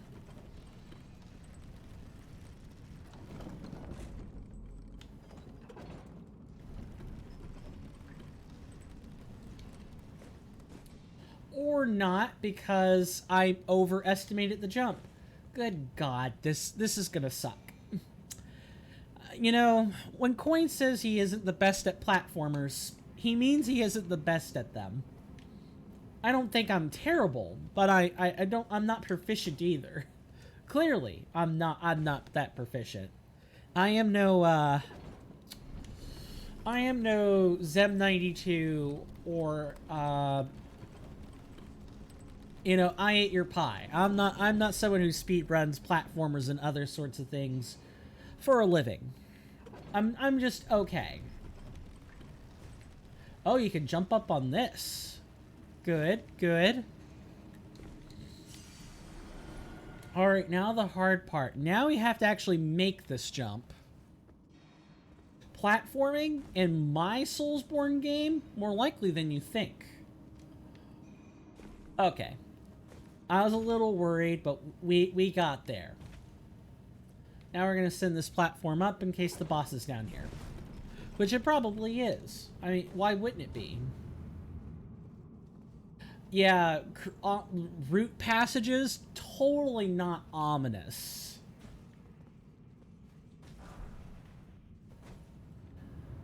And the illusory walls.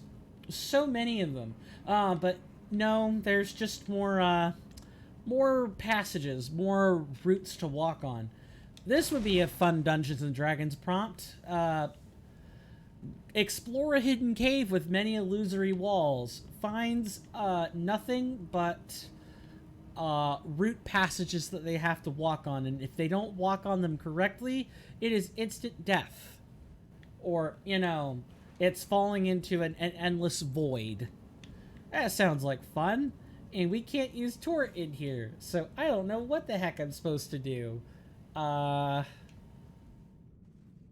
Maybe not that. Let's not jump this. Just in case. If I'm supposed to jump it or there's no way up there, then we'll handle that then. Oh no! Oh my god. Get me out of here. Get me out of here. Nice blood loss.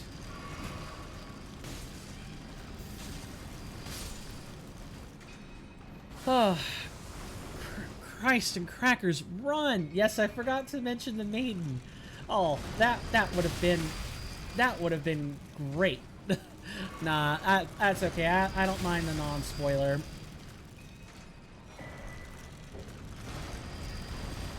This Giza wheel machine is susceptible to lightning. So this is why I packed one of those. But you didn't want spoilers, stuck out tongue. I agree, I didn't want spoilers. I appreciate you not giving me spoilers. And here's another one to your insides, good sir. Now, what I'm trying to remember, those things are terrifying though. Only the, like, grapple attack. Oh no. I hope this thing respawns, because look at what we had the chance to get. I hope it respawns. We'll check after the boss, because if not, then we've lost out on whatever item this is. Although, I wonder. I'm gonna test something. I don't think this has been adjusted for in Elden Ring Reforged, but I do want to know. We need a colossal weapon. I believe they do because they aren't a boss health creature. Yeah, I would like to think so.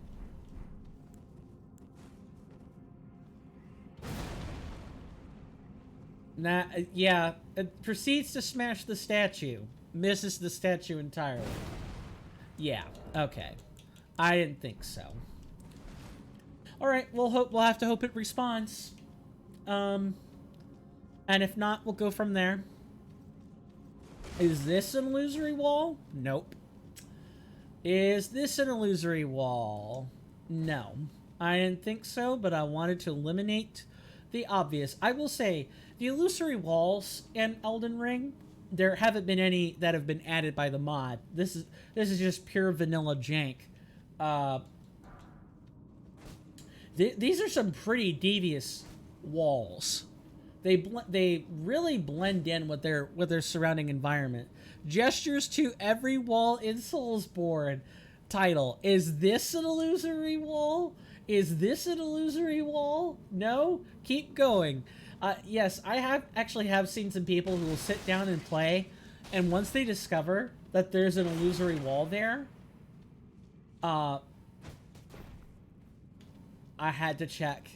They will literally spend 15-20 minutes punching everything, rolling into everything for the illusory walls in like Dark Souls 3 where you can roll through them. Then you're gonna get people doing this. Rolling up and down every wall. Looking like a complete loon, being driven absolutely insane by the game. Like, and I don't blame them. Because in at least in the Soulsborne series, you kinda... Some of them were good, some of them you knew were illusory. Here, you have no idea. Like the ones in the very beginning might be obvious, the rest of the time, nope. Alright. I get the feeling, this is just me. I get the feeling that either that is hiding an illusory wall, or we can't actually proceed down this way. And we actually have to make one of those hardcore parkour jumps that are in this cave. That's just a little bit of intuition, though. Don't mind that. All right, how do I want to make this jump? Oh, it worked. It actually worked. I was really concerned that wouldn't work.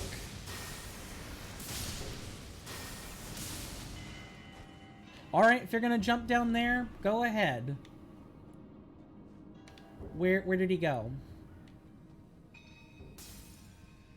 He's like right underneath the branch, so I can't even target him. Okay. We're just gonna ignore him and let our FP regenerate au natural, at least for... Never mind. Wants to run away from an encounter, runs into another encounter. This reminds me of, what is it? Grim Dawn. Sometimes it's like that in Grim Dawn, where you don't want to kite into places, you don't want to kite enemies into places you haven't explored, because that means you're likely going to run into other enemies. And this is even true in Elden Ring. You want to run in a direction where you came from. It's really tempting to just run straight forward, but unless you're good at like split-second reactions, you're not going to be able to adapt to an enemy that comes next, especially because you don't know, right? Like, you don't know what lies ahead. Did I miss messages, by the way? I'm gonna do a quick check. That guy can't get to us. Yeah, okay, it was the singular run in all caps.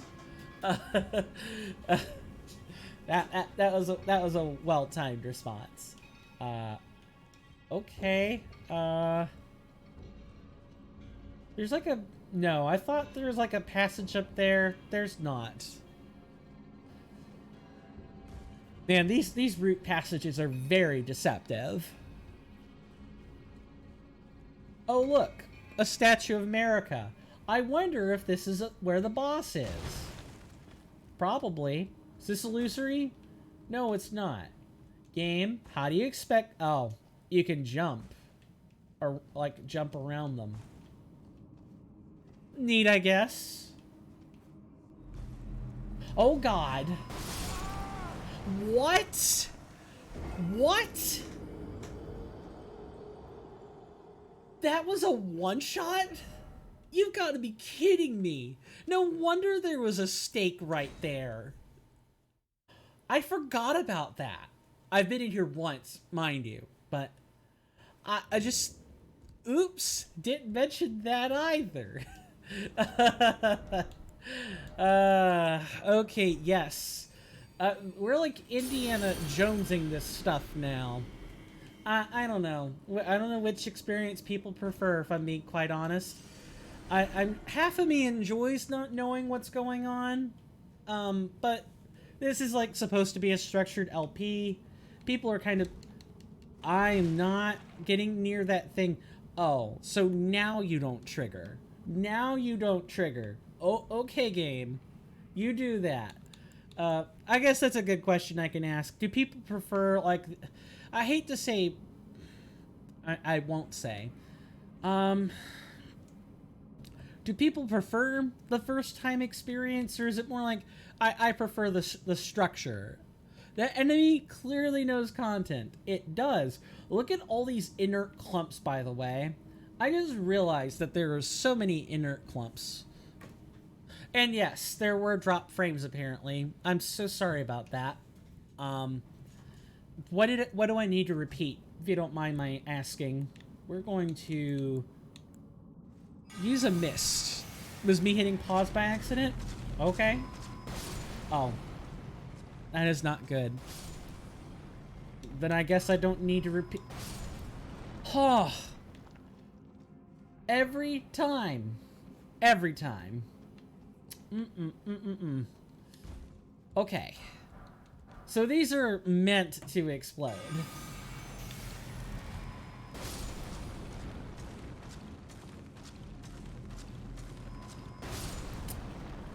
I guess this cave ain't messing around. Are we this is called the sealed tunnel, right? Are we sure this shouldn't just be an armory or something? Game, I don't mind if you want to reclassify your locations. I would much rather know what to expect. Oh, but to finish my question, do people prefer like a first-time experience, or they're the same creatures that stand outside the Everjails? Yeah, that I am aware of. What I am not particularly aware... Also, can we mark these things? Let's see if I can. Or I would... Let's do it like this.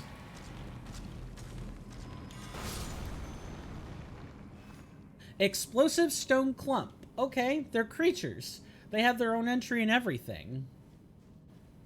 Cool. Oh no! Oh. Oh my god.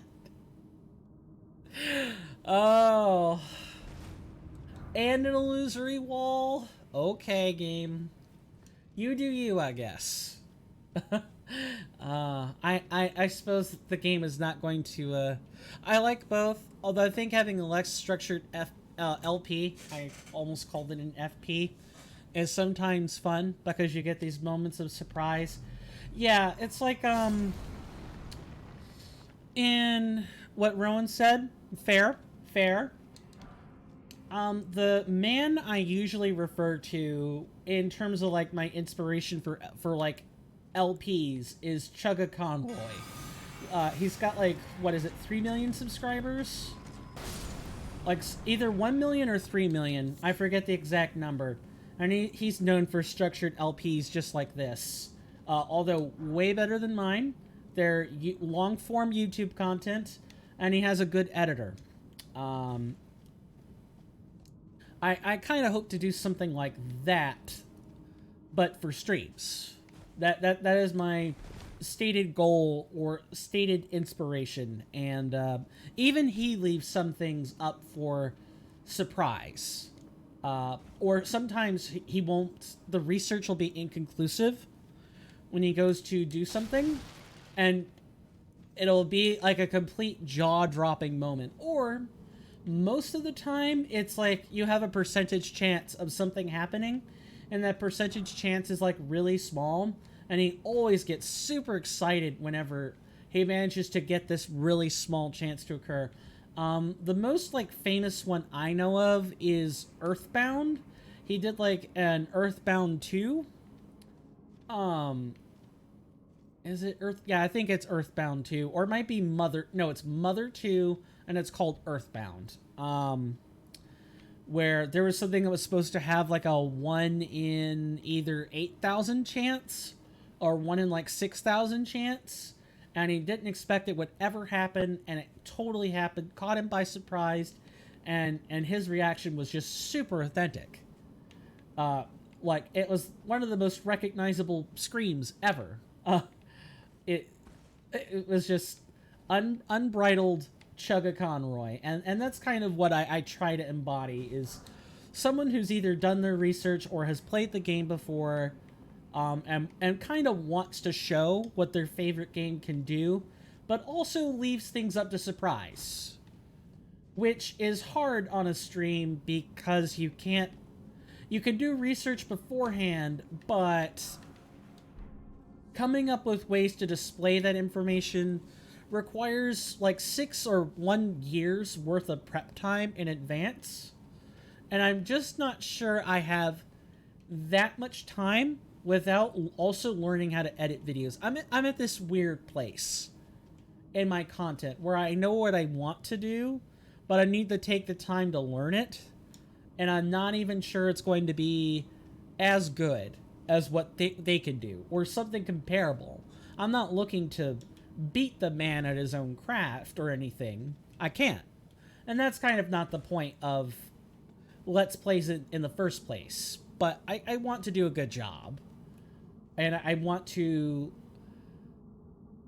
get people learning about their favorite games and not just playing them. And if I can do that with a dose of, we talked about real-world things that are actually important, then I'll also do that at the same time. I feel like I'm probably trying to supply or entertain too many niches at once, if I'm being honest with myself. Alright, are you gonna detonate or not? Alright. Yep. Let's get that out of the way.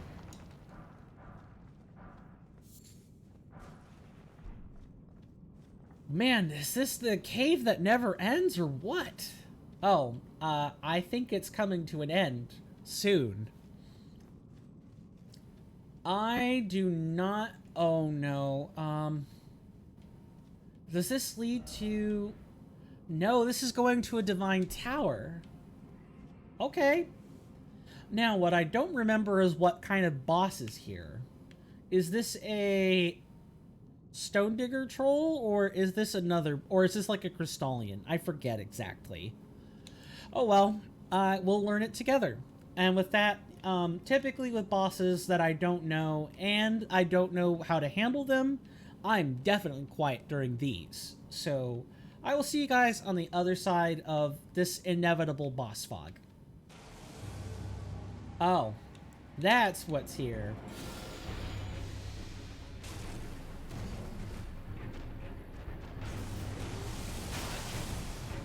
Good luck. Thank you. Oh, does this one have... No, it's Meteor. It's not Singularity. It's Meteor. Okay. I can work with that.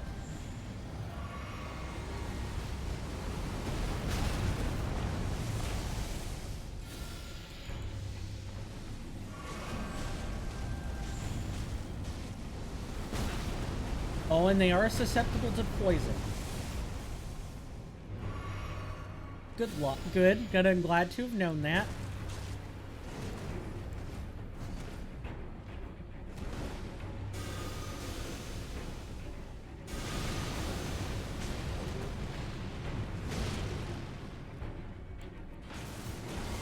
Bad timing?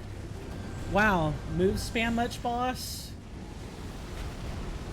Okay, I can just dash those.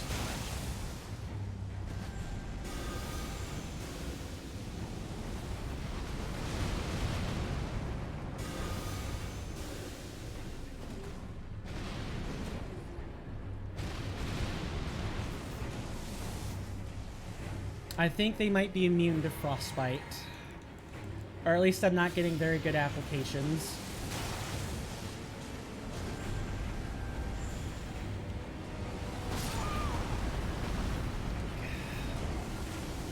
Well...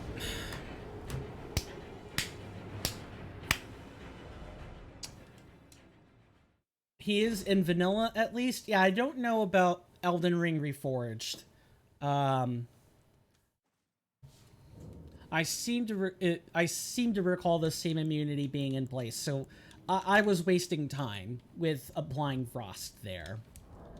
No sense in applying runes. And I know I'm over time, but I do want to make another solid attempt at the boss Before continuing, we just got to be careful that I'm not going to die. If I don't get it after that, then I know it will come back to... That was a one-shot last time. Why is it suddenly not a one-shot now? You know what, Coin? You should probably not ask questions you don't want the answers to. I'm not sure I want to know.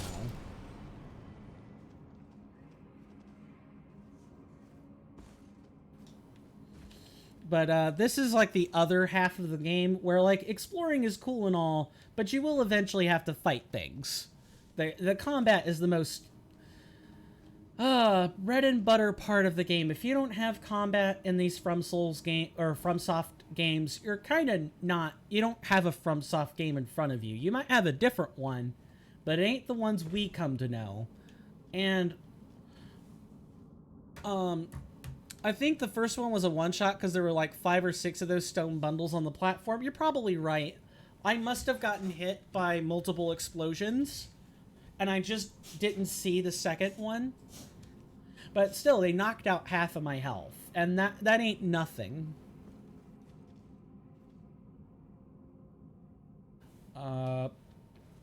Yep, there's Fog Gate to prove it. I'm trying to remember what that reply was in response to. I completely brain fogged whatever I was gonna say. Oh well, let's try this again. I believe this guy, oh right, is weaker to physical damage than magic, at least in vanilla. Right. I'm trying to remember if we actually got a codex entry on this guy, because I don't think I did. I believe I have one of the Alabaster Lords, but not the Onyx Lords. Needless to say, we're going to stick to our incantations here, and that should steer us in the right direction. See you guys on the other side.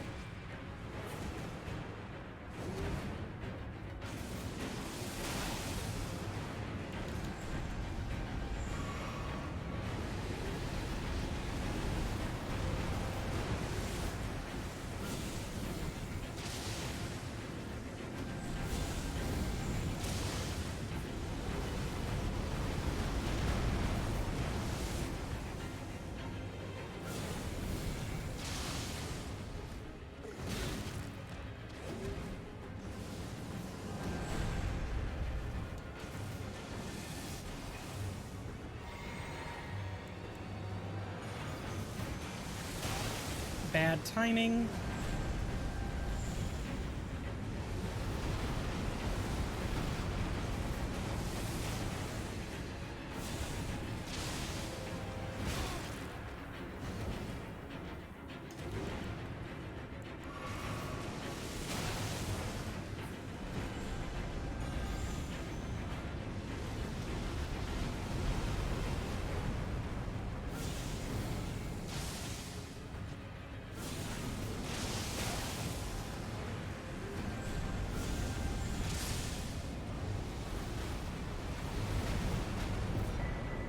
Oh, okay. That was a little stressful, but we got through it.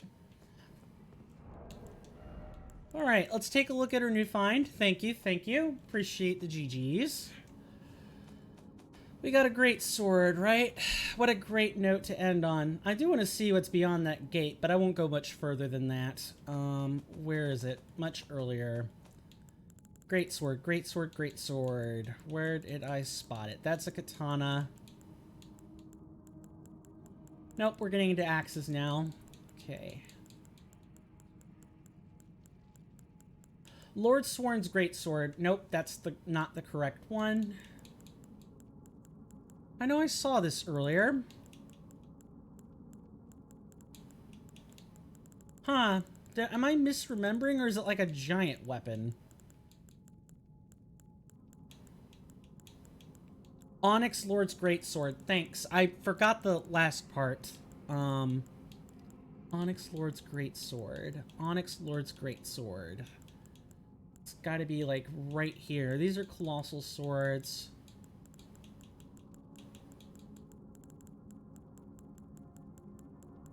Onyx Lord's greatsword. Am I missing? I must be missing something. That is not a greatsword. It feels like it's something else. I will figure out what that item is. It's a curved greatsword? Really? Oh, I found it. Thank you. You found it. Onyx Lord's greatsword. New. This is probably a vanilla item, but it does have the gravitational affinity, which lowers the weapon's weight automatically, so it's a little bit lighter than you remember. And it increases damage against void enemies, like Estelle, for example.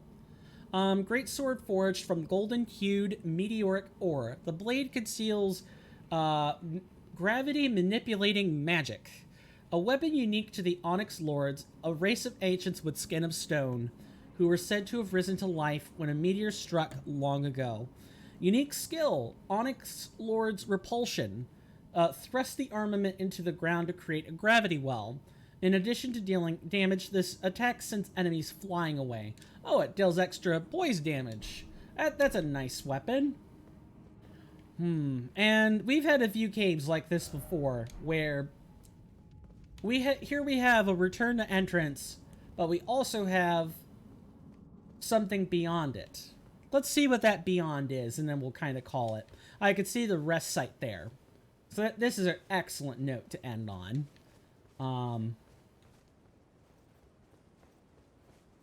So, welcome to the Divine Tower of Leyndell, or West Altus, actually.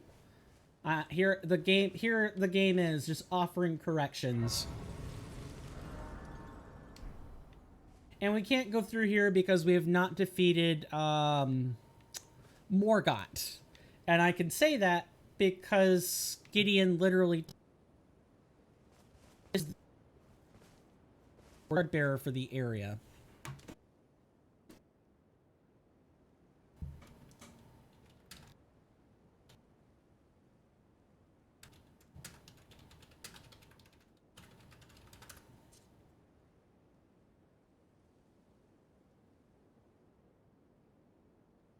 Okay, I believe we are back.